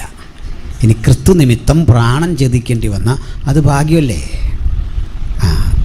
എന്നോടൊരാൾ ചോദിച്ചു, എങ്കിലും ഈ ചാകുമ്പോഴൊക്കെ ഒരു പേടിയും വരില്ല? നിങ്ങൾക്കും വരികയല്ല, പറയാം, ഞാൻ പറഞ്ഞുതരാം. നാളെ വലിയൊരു കഠിന വീട് വരുമ്പോൾ നമുക്ക് ആക്രമണം വന്നാൽ ഭയം വരുമോ വെച്ചാൽ ഇല്ല. അതിന് കാരണം പറയാം. ഈ കിരാതമായൊരു കൊല രീതിയാണ് കല്ലെറിഞ്ഞു കൊല്ലുക. കല്ലെറിഞ്ഞു കൊല്ലുന്ന രംഗം ഓർത്ത് തലക്കിട്ട് കണ്ണിനിട്ട് കാലിനിട്ട് കൊള്ളുക. തടയാൻ പോലും രക്ഷയില്ല, ഒരു രക്ഷയില്ല. അപ്പം അങ്ങനെ വന്നാൽ ഏറ് കിട്ടിയ ഒരാളാണ് സ്തെഫാനോസ്. അത് ഈ കല്ലെന്ന് പറയുന്നത് നമ്മുടെ നാട്ടിലെ ഈ ഉണ്ടക്കല്ലുകളല്ല, നല്ല മാർബിൾ ചീളുകളാണ്. ഗൾഫിലൊക്കെ പോർക്കറിയത്തില്ല, അവിടെ ഇവിടുത്തെ കല്ലുമല്ലോ ആണോ, നല്ല ചീളുകൾ. ഈ കല്ല് വാരി എറിയുന്നത്, അത് മുറിവേക്കാം, ശരീരത്ത് കൊണ്ടിരിക്കാം, പറ്റിപ്പിടിച്ചിരിക്കാം. സ്തെഫാനോസിനെ കല്ലെറിയുമ്പോൾ വചനം പറയും, അവൻ്റെ മുഖം ദൈവദൂതനെ പോലെ പ്രകാശിച്ചു. വെറുതെ പ്രകാശിക്കുമോ? ആത്മനിർവ്വ വന്നപ്പോഴാണ് പ്രകാശിച്ച്. മുട്ടുകുത്തി വീണിട്ട് ഒന്നുകൂടെ പറഞ്ഞു, ഈ പാപം ഇവരുടെ മേൽ നിർത്തരുത്. ഇത് നമ്മൾ പ്രാർത്ഥിക്കും, നമുക്കാരോടും വൈരാഗ്യമൊന്നുമില്ല. ഈ പാപം ഇവരുടെ മേൽ നിർത്തരുത്. മുട്ടുകുത്തി. അപ്പോൾ ഒന്ന് രണ്ട് പേരിന് വേദന ഉണ്ട്, സത്യ. വേദന അതിജീവിക്കുന്നൊരു കാഴ്ച ആശാൻ ഉയരത്തിൽ കണ്ടു. ഏറിഞ്ഞോട്ട് വരുമ്പോൾ ഈ കൊതുക് കുത്തുന്ന പോലെ തോന്നിയുള്ളൂ. പിന്നെ പുള്ളി പറയാ, ഇതാ സ്വർഗം തുറന്നിരിക്കുന്നതും ദൈവപുത്രൻ പിതാവിൻ്റെ മഹിമയുടെ വലത്തുവശത്തിരിക്കുന്നതും ഞാൻ കാണുന്നു. ഇങ്ങനെയൊക്കെ ഉള്ളെന്ന് തീക്കകത്തിട്ടാലും തലവെട്ടിക്കളഞ്ഞാലും പരമസുഖമുള്ളൊരു യാത്രയാ ക്രിസ്ത്യജീവിതം.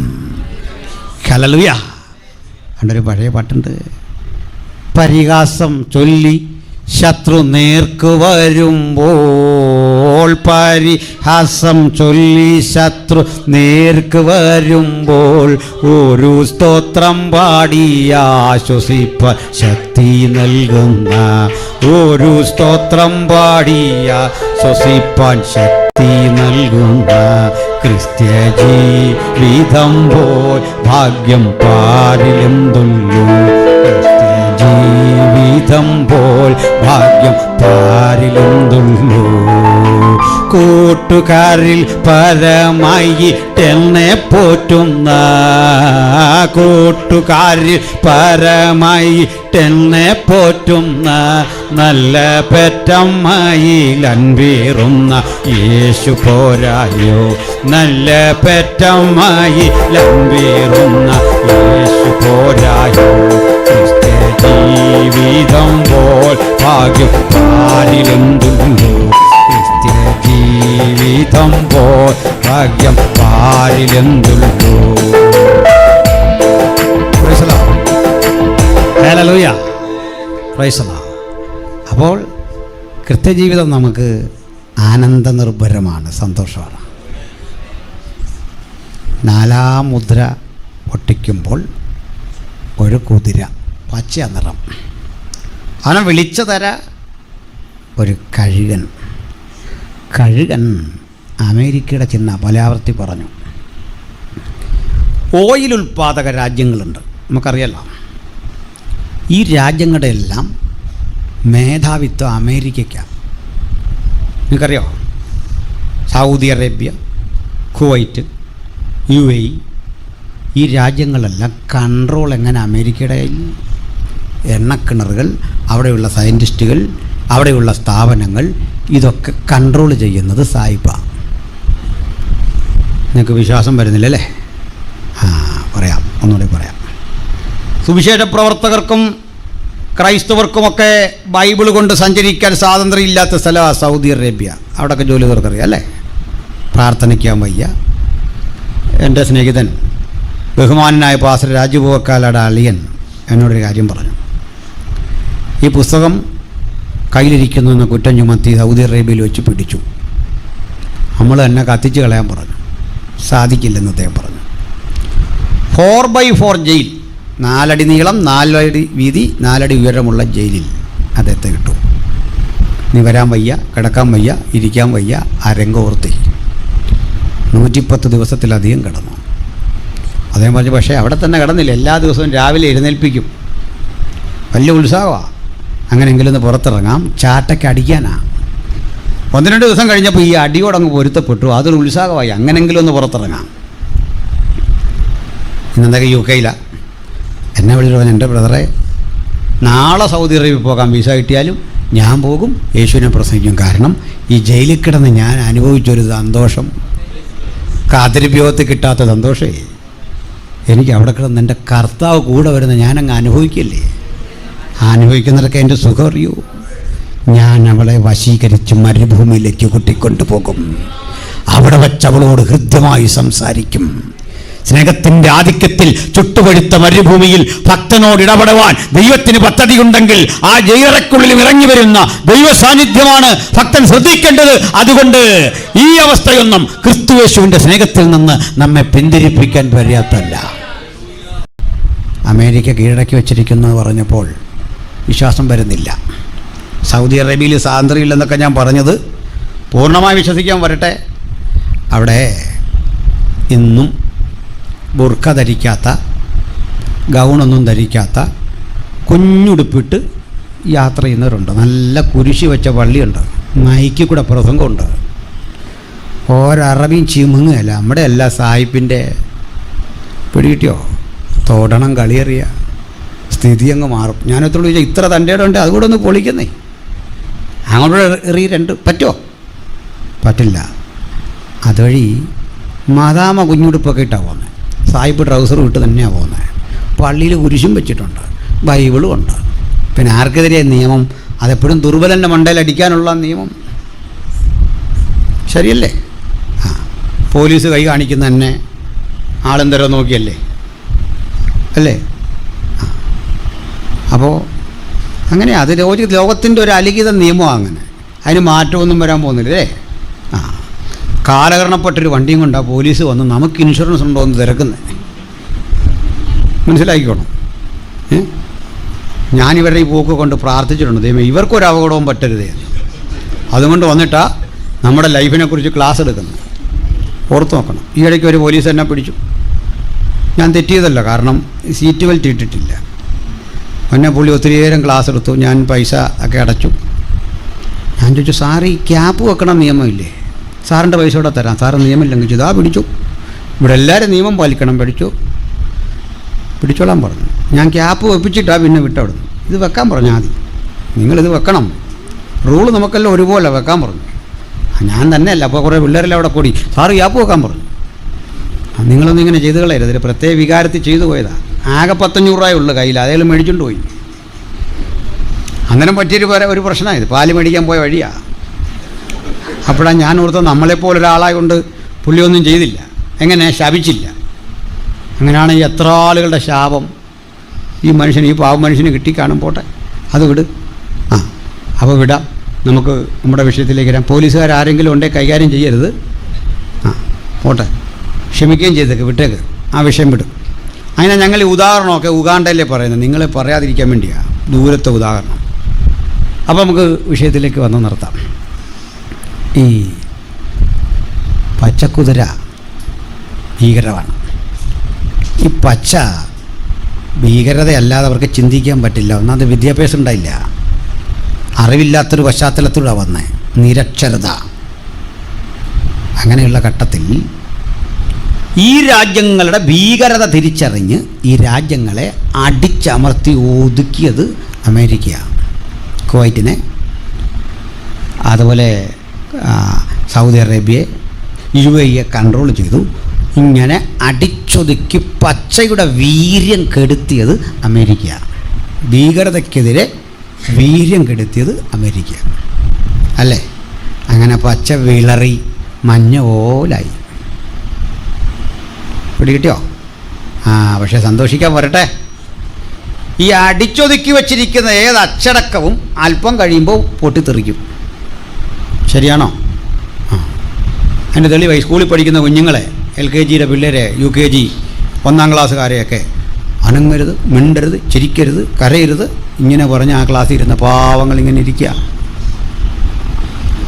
പക്ഷേ നിങ്ങളൊരു കാര്യം ശ്രദ്ധിച്ചിട്ട്, എല്ലാ സ്കൂളിലും ഏറ്റവും അച്ചടക്കമുള്ള സ്കൂളെന്ന് ബോർഡ് എഴുതി വെച്ചാലും ഒരു കാര്യം ശ്രദ്ധിക്കണം. ലാസ്റ്റ് ഒരു കൂട്ടവല്ലുണ്ട്. ഈ കൂട്ടവല്ലടിക്കുമ്പോൾ നിങ്ങൾ കൂവിക്കൊണ്ടാണ് എഴുന്നേക്കുന്നത്.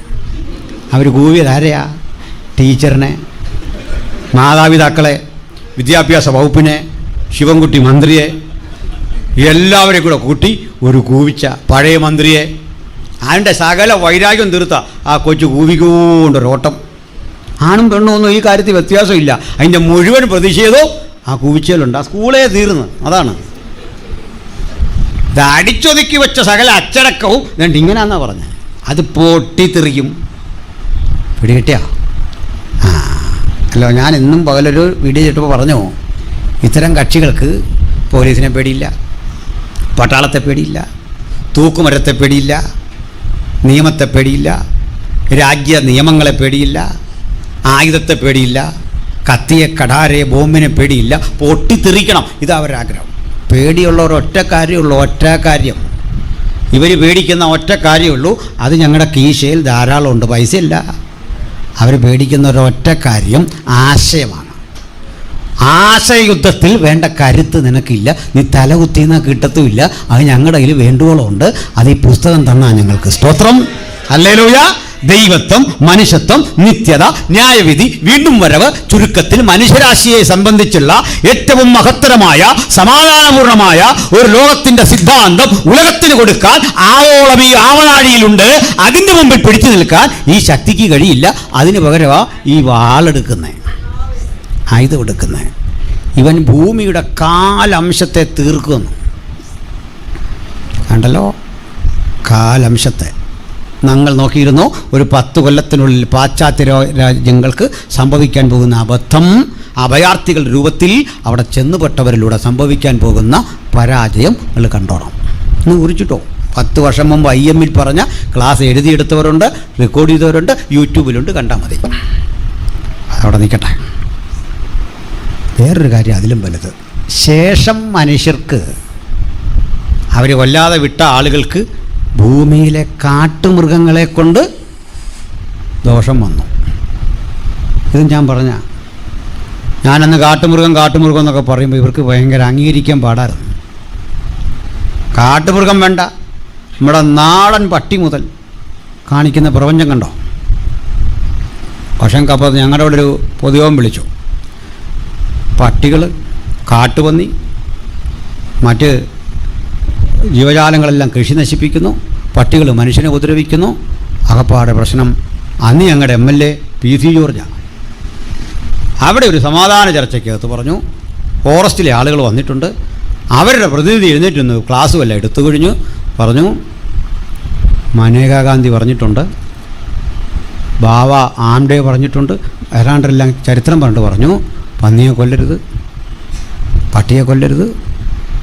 PC ജോർജ് മറുപടി കഴിഞ്ഞിട്ടാണ് പറഞ്ഞു, പട്ടിയെ കൊല്ലുന്നില്ല, ഇതിനെല്ലാം തീവണ്ടിയെ കയറ്റി മനേകാ ഗാന്ധിയുടെ വീട്ടിലേക്ക് വിട്ടേക്കാം, അവർ കൊണ്ട് വളർത്തട്ടെന്ന്. അവിടെ ഈ വനം വകുപ്പ് ഉദ്യോഗസ്ഥർ പറഞ്ഞു, എല്ലാ വീട്ടിലും ആവശ്യത്തിന് നാരങ്ങ മേടിച്ച് വെച്ചേക്കണമെന്ന്. ചെറുനാരങ്ങ. എന്തിനാ? പന്നി എറിയാൻ.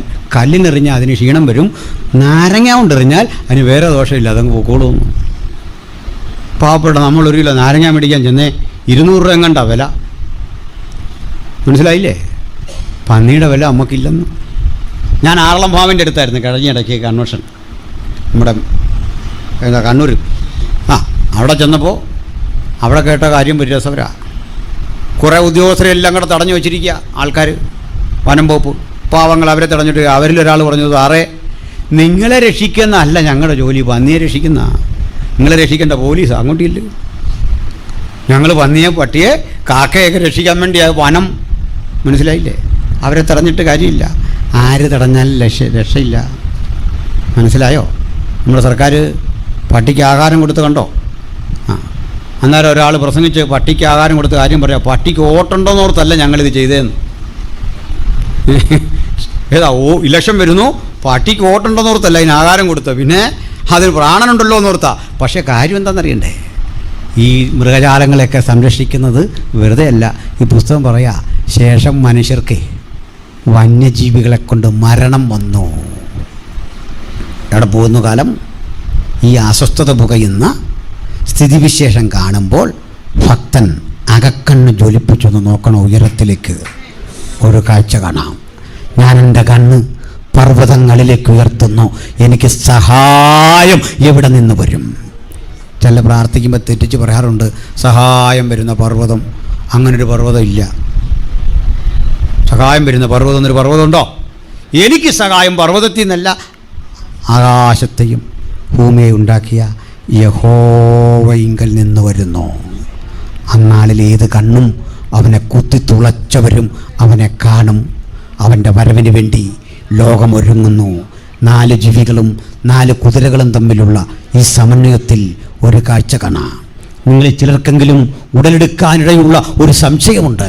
ഈ 4 ജീവികൾ സ്വർഗീയ ജീവികളാണ്. അവയെങ്ങനെ റഷ്യയെ, അവയെങ്ങനെ അമേരിക്കയെ, അവയെങ്ങനെ 3-ാം ലോകത്തെ, അവയെങ്ങനെ പച്ച വിരിച്ച അറേബ്യൻ രാജ്യങ്ങളെ പ്രതികരിക്കും എന്ന് ചോദിക്കാം. പറയാം, ഭൂമിയിൽ നടക്കുന്ന ഏതിടപാടിലും അത്യുന്നതൻ്റെ കൺട്രോളുണ്ട്. അവൻ ഇഷ്ടമുള്ളവർക്ക് രാജ്യത്വം നൽകുന്നു. തീർച്ചയായും വരാനിരിക്കുന്ന ലോകാധിപതി, ഏകാധിപതിയായവൻ്റെ ഉദയത്തിന് ലോകം ഇങ്ങനെ ഒരുങ്ങുമ്പോൾ അതിൻ്റെ മറുവശത്ത് നിന്ന് മറ്റൊരു ശബ്ദം നമ്മുടെ കാതുകളിൽ കേൾക്കാം. ഇതാ ഞാൻ വേഗം വരുന്നു. അവന് വേണ്ടി ഒരുങ്ങാത്ത ഒരാളെങ്കിലും ഇന്ന് രാത്രി ഈ വചനം കേൾക്കുന്നെങ്കിൽ ഒരുങ്ങണം. അവർ യേശുവിനെ പ്രസംഗിക്കണം. അവർ യേശുവിൻ്റെ അനുഗാമികളായി തീരണം. ഒരു കാര്യം ഉറപ്പിച്ച് ഈ രാത്രി ഇവിടം വിട്ട് ഏതൊരാളും പോകാവൂ. അപകട സൂചനകൾ നമ്മുടെ കൺമുമ്പിൽ കാണുന്നു. പ്രത്യാശക്കൊട്ടും കുറവ് വരണ്ട. അപകട സൂചനകൾക്കപ്പുറത്ത് നിങ്ങളുടെ നാവ് യേശുവിന് വേണ്ടി ചലിച്ചുകൊണ്ടിരിക്കട്ടെ. നിങ്ങളുടെ ഹൃദയം യേശുവിന് വേണ്ടി തുടിച്ചുകൊണ്ടിരിക്കട്ടെ. യേശുവിൻ്റെ നാമത്തിന് വേണ്ടി അതിൻ്റെ പ്രകാശനം അത് പൂർണ്ണമായിക്കൊണ്ടിരിക്കട്ടെ. ബഹുമാനപ്പെട്ട ജോസ് പാസ്റ്റർ ഓർത്തുകൊണ്ട് ഞാൻ ദൈവത്തെ സ്തുതിക്കുന്നു. അദ്ദേഹത്തിൻ്റെ ജീവിതത്തിൻ്റെ പല ഘട്ടങ്ങളിൽ ഒപ്പം നടന്ന ഒരു എളിയ സഹോദരനാണ് ഞാൻ. തനിക്കുള്ള മക്കൾ യേശുവിനെ അറിയുന്നവരായി സുവിശേഷ ഘോഷണത്തിൻ്റെ വഴിയിൽ വരാൻ, അവർ യേശുവിനെ അനുഗമിക്കുന്നവരായി വരാൻ അന്നേ പ്രാർത്ഥിച്ചിരുന്നു, യേശുവിൻ്റെ സാക്ഷിയായി മാറാൻ. ഇതാ ആ കുഞ്ഞുങ്ങളിലൂടെ ദൈവം ജോലിസ്ഥലത്താണെങ്കിലും യേശുവിന് വേണ്ടി നിൽക്കാൻ അവസരം കൊടുത്തെങ്കിൽ അവർക്ക് ഭൗതിക നന്മയ്ക്ക് കുറവില്ല. അവരുടെ മാതാപിതാക്കൾ കഷ്ടപ്പെട്ട വഴിത്താരയിൽ സുവിശേഷം അറിയിച്ചു പോയത് ഒരു നഷ്ടമായില്ല എന്ന് ആ വാക്കിലൂടെ തന്നെ കേൾക്കാനിടയായെങ്കിൽ ഇവിടെ വന്നിരിക്കുന്ന കുഞ്ഞുങ്ങളെ നിങ്ങളും അനുഗ്രഹിക്കപ്പെടണം. നിങ്ങളുടെ നാവിലൂടെ യേശുവിൻ്റെ നാമം ഉയരണം. ഞാൻ ഇന്ന് രാത്രി വിശ്വാസത്താൽ ഇവിടെ ഇരിക്കുന്ന കുഞ്ഞുങ്ങളിൽ ചില വ്യത്യസ്ത അനുഗ്രഹങ്ങളെ കാണുന്നു. അത് കൃത്യമാണ് പറയുന്നത്. ഒരു 10 വർഷമൊക്കെ കഴിഞ്ഞ് ഞങ്ങൾക്കിവിടെ വന്ന് പ്രസംഗിക്കാൻ അവസരമുണ്ടെങ്കിൽ ഇവിടെ സ്റ്റെതസ്കോപ്പ് കാതിൽ തൂക്കിയ കുഞ്ഞുങ്ങളെ കാണണം, IAS-കാരെ കാണണം, IPS-കാരെ കാണണം, ബാങ്ക് ഉദ്യോഗസ്ഥന്മാരെ കാണണം, സയൻറ്റിസ്റ്റുകളെ കാണണം. ആഗ്രഹമുണ്ടോ? എല്ലാവർക്കും ആഗ്രഹം ഉണ്ടാകട്ടെ. സ്തോത്രം. ഈ ഫ്രണ്ട് നിരയിലൊക്കെ അങ്ങനെ കുഞ്ഞുങ്ങളിരിപ്പുണ്ട്, പിന്നിലൊക്കെ കുഞ്ഞുങ്ങളിരിപ്പുണ്ട്. ആഗ്രഹവും പ്രാർത്ഥനയും മതി. പഠിക്കേണ്ടെന്നാണോ? അന്നേരം ഈ പ്രചോദനമൊക്കെ ഇനി വന്നോളൂ എന്നേ. അപ്പം നമുക്ക് തോന്നുന്നു എൻ്റെ കൊച്ചിന് ബുദ്ധിയില്ല, വിവരമില്ല, അറിവില്ല, കോമ്പറ്റീഷന് പോരാ. വേണ്ടെന്നേ. നമ്മൾ ഇന്ന് പ്രാർത്ഥിക്കാൻ പോവാം. അതിനു വേണ്ടി ഈ ഡേറ്റ് അങ്ങ് കുറിച്ചിട്ടോ പ്രാർത്ഥിക്കാൻ പോവാ. സ്തോത്രം. നമ്മളിവിടെ വന്നത് നമ്മുടെ ബുദ്ധിയിലല്ല. ഞാൻ ആദ്യം പറഞ്ഞ പോലെ സമ്മതിക്കുക ഒരു കാര്യം, ഞാൻ പൊട്ടനാണ് കർത്താവേ, അറിവില്ല കർത്താവേ, സമ്പത്തില്ല കർത്താവേ, ഒന്നിനും കഴിവില്ല കർത്താവേ. പക്ഷെ വിഷമിക്കണ്ട, ഞാൻ സേവിക്കുന്നവന് ഇതൊക്കെ ഉണ്ട്. മക്കളെ വീശില്ല എന്നല്ല പറയേണ്ടത്, പപ്പാടയിലില്ല, പക്ഷെ സേവിക്കുന്ന കർത്താവിൻ്റെ പക്കൽ സകലതും ഉണ്ട്. നല്ല കലാലയത്തിൽ വിടാൻ എനിക്ക് ആസ്തിയില്ലെന്നല്ല പറയേണ്ടത്, ഞാൻ സേവിക്കുന്നവനിലുണ്ട്. പക്ഷെ നീ വിശ്വസിക്കണം, നീ പ്രാർത്ഥിക്കണം, ദൈവത്തിനായി നിൽക്കണം. യേശുവിൻ്റെ വരവിന് വേണ്ടി ഒരുങ്ങുന്ന പ്രിയപ്പെട്ട കുഞ്ഞെ, നിങ്ങൾക്കൊരു ചോദ്യം വരാം, എന്തിനാ ഇതൊക്കെ വേണം? ഇതൊക്കെ വേണം. ഇതൊക്കെ വേണം. ഇത് മാത്രം പോരാ. അടുത്തോട് അങ്കിൾ പറയാം മക്കളെ, ഞാൻ മക്കൾക്ക് വേണ്ടി ഇപ്പോൾ പറയുന്നുട്ടോ. സ്റ്റെതസ്കോപ്പ് തൂക്കിയാൽ മാത്രം പോരാ. ആ നാവ് കൊണ്ട് യേശുവിനെ പ്രസംഗിക്കണം. അവധി ദിവസങ്ങളെടുത്ത് സുവിശേഷം പ്രസംഗിക്കാൻ പോകണം. ഗ്രാമങ്ങളിൽ പോകണം. കൈക്കൂലി വാങ്ങാൻ പാടില്ല. രാജ്യത്തെ സ്നേഹിക്കണം, മനുഷ്യരെ സ്നേഹിക്കണം. നമുക്കിടയിൽ എഴുന്നേൽക്കട്ടെ ഫാദർ ഡാമിയനെ പോലെയുള്ള സേവകന്മാർ എഴുന്നേൽക്കട്ടെ. നമുക്കെഴുന്നേറ്റ മദർ തെരേസയെ പോലെയുള്ള ജനസ്നേഹികൾ എഴുന്നേൽക്കട്ടെ. സ്തോത്രം. ഇനി അതാ കാലം, അതാ സുവിശേഷ ഘോഷണത്തിന്റെ ഇനിയുള്ള കാലത്തെ സ്റ്റൈൽ. നമ്മൾ മുട്ടുമടക്കില്ല, എതിർപ്പുകളുടെ മുമ്പിൽ കീഴടങ്ങില്ല. ലോകത്തെ യേശുവിന് വേണ്ടി പ്രസംഗിക്കാൻ നൂതന വിദ്യകൾ അത് പറഞ്ഞിട്ടാണ് ഞങ്ങൾ ആരംഭിക്കുന്നത്. ഈ പടപ്പുറപ്പാടിന് മുമ്പ് ഒരു പുതുതലമുറയെ കാട്ടിക്കൊണ്ട് വിശ്വാസത്താൽ ഞങ്ങൾ പറയുന്നു, ഒരു പുതുതലമുറ രൂപം പ്രാപിച്ചു വരുന്നു, അവർ ശക്തിപ്പെട്ടു വരുന്നു. യേശുവിനെ ഘോഷിക്കാൻ, യേശുവിന് വേണ്ടി നിൽക്കാൻ ആ താല്പര്യമുള്ള കുഞ്ഞുങ്ങൾ എത്ര പേരുണ്ട് ഇന്ന് രാത്രി? ലജ്ജിക്കൊന്നും വേണ്ട, ലജ്ജിക്കേണ്ട മക്കളെ. സ്തോത്രം. യേശു നിങ്ങളെ തൊടുക. ഉന്നതങ്ങളിൽ നിങ്ങളെ ലോകം അവിടെ വരകിട്ട് ഒതുക്കാൻ ശ്രമിച്ചോ, അതിൻ്റെ അപ്പുറത്തേക്ക് അവൻ്റെ വരവിന് മുമ്പ് കരുത്തരായി ഉന്മേഷവാനായി അങ്ങനെ നിൽക്കാൻ താല്പര്യമുള്ള എത്ര കുഞ്ഞുങ്ങളുണ്ട്? ഉറപ്പിച്ചിട്ടേ ഞങ്ങൾ ഇന്ന് നിർത്തുള്ളൂ. സ്തോത്രം. Price the Lord. ഹല്ലേലൂയ. ഞാൻ ഹൃദയത്തിൽ തട്ടി സംസാരിക്കുന്നത് ഈ ദിനങ്ങളിലെ പല ശുശ്രൂഷകളിൽ അങ്ങനെ തന്നെ നിർവഹിച്ചു വരിക. അതിൻ്റെ ഒരു കാഴ്ചപ്പാടാണ്. മാതാപിതാക്കളൊന്നും വിഷമിക്കേണ്ട മക്കളെ ഓർത്ത്. ചെറിയ വെറിയന്മാരും കുസൃതിക്കാരും ഒക്കെ കാണുന്നേ നമ്മൾ നേരെയാക്കാൻ പോവാ. വിശ്വാസമുണ്ടോ? സ്തോത്രം. ആ കുസൃതിയൊക്കെ യേശുവിന് വേണ്ടി ഊർജ്ജസ്വലതയോടെ പ്രവർത്തിക്കുമ്പോൾ മാറത്തക്ക വിധം ദൈവം അവരെ അയക്കാൻ വേണ്ടി പ്രാർത്ഥിക്കണം. സ്തോത്രം.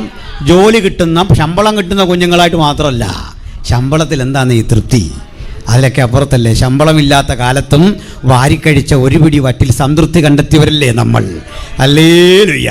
എല്ലാവർക്കും വെച്ചു വിളമ്പിയ ശേഷം തൻ്റെ വയറ് നിറയ്ക്കാൻ ഭാരപ്പെടുന്ന അമ്മയെ കണ്ടിട്ട് കണ്ണീരൊഴുക്കി അമ്മയുടെ തൃപ്തി നമ്മുടെ തൃപ്തിയായിട്ട് ഏറ്റെടുത്തവരല്ലേ നമ്മൾ. എൻ്റെ ശമ്പളത്തിലല്ല തൃപ്തി. നമുക്ക് സേവനം ചെയ്യണം. ക്രിസ്തുവിന് വേണ്ടിയും മനുഷ്യന് വേണ്ടിയും സേവനം ചെയ്യണം. സമർപ്പണം ചെയ്ത ദൈവത്തിൻ്റെ കുഞ്ഞുങ്ങൾ, സമർപ്പണം ചെയ്ത ദൈവത്തിൻ്റെ കുഞ്ഞുങ്ങൾ. സ്തോത്രം. നല്ല കുടുംബബന്ധമോ നല്ല കല്യാണമോ എന്ന് പറഞ്ഞ് കോടീശ്വരൻ്റെ വീട്ടിലേക്ക് അയക്കാനല്ല, കോടീശ്വരിയെ കല്യാണം കഴിക്കാനുമല്ല, ദൈവകൃപയുള്ള കരുത്തുള്ള വിദ്യാഭ്യാസമുള്ള അത്തരത്തിലുള്ള ഒരു ദർശനം കൂടി വരട്ടെ. പ്രവചനപരമുള്ള കുട്ടികളെ, ആത്മനിറവുള്ള കുട്ടികളെ, വെളിപ്പാടുള്ള കുട്ടികളെ, അപ്പം തന്നെ ജോലി ചെയ്യുന്നവരെ, വ്യത്യസ്ത മേഖലകളിൽ പണിയെടുക്കുന്നവരെ, വിശ്വാസത്താൽ വേണ്ട മാതാപിതാക്കളും തയ്യാറാകട്ടെ. ഞങ്ങൾ പ്രാർത്ഥിക്കാൻ പോകുകയാണ്. യേശുവിൻ്റെ വരവെടുത്തു. സ്തോത്രം. അപ്പോൾ ഒരു കാര്യം കൂടി.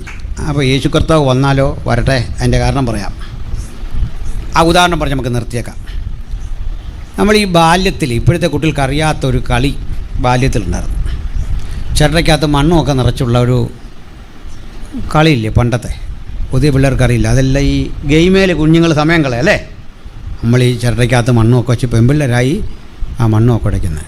എൻ്റെ വീട്ടിലെ ഒരു പെങ്ങളുടെ മോളും ചേട്ടൻ്റെ മോളും കൂടി ഇരുന്ന് ഇങ്ങനെ സാരിയൊക്കെ കൊടുത്ത് കളിക്കുമ്പോൾ അവിടെ ഫോണാണെന്ന് ഒരു കല്ല് വെച്ചിട്ടുണ്ട്. അപ്പോൾ ഒരാൾ ഫോൺ വിളിച്ച് അടുത്ത ആളോട് ചോദിക്കുക, എന്താ കറിയെന്നെല്ലാം ചോദിച്ചു അരക്കുകയാണോ?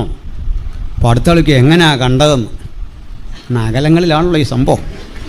ഇതെങ്ങനെയാ കണ്ടതെന്ന് ഇപ്പോഴും അത് ഓർത്തിട്ട് ചിരി വരിക. അപ്പോൾ അവളെ നേഴ്സൊക്കെ ആയി. ചുരുക്കി പറഞ്ഞാൽ അങ്ങനൊരു കാലം ഉണ്ടായിരുന്നു പണ്ട്. അപ്പോൾ ആ കളിക്കുന്ന കുഞ്ഞുങ്ങൾക്ക് നിങ്ങളതൊന്ന് തട്ടിക്കളയാൻ നോക്കിയേ പറ്റുമോ? തട്ടിക്കളഞ്ഞാൽ അവർ കേസെടുക്കും നമ്മുടെ പേര്. ഭയങ്കര പ്രശ്നം അവിടെ. വീടിനകത്തെല്ലാം മണ്ണ്, എന്തെല്ലാം പരിപാടി, തീ ഊതുന്നു, ഫോൺ വിളിക്കുന്നു, ഭയങ്കര പരിപാടിയായി കൊച്ച്.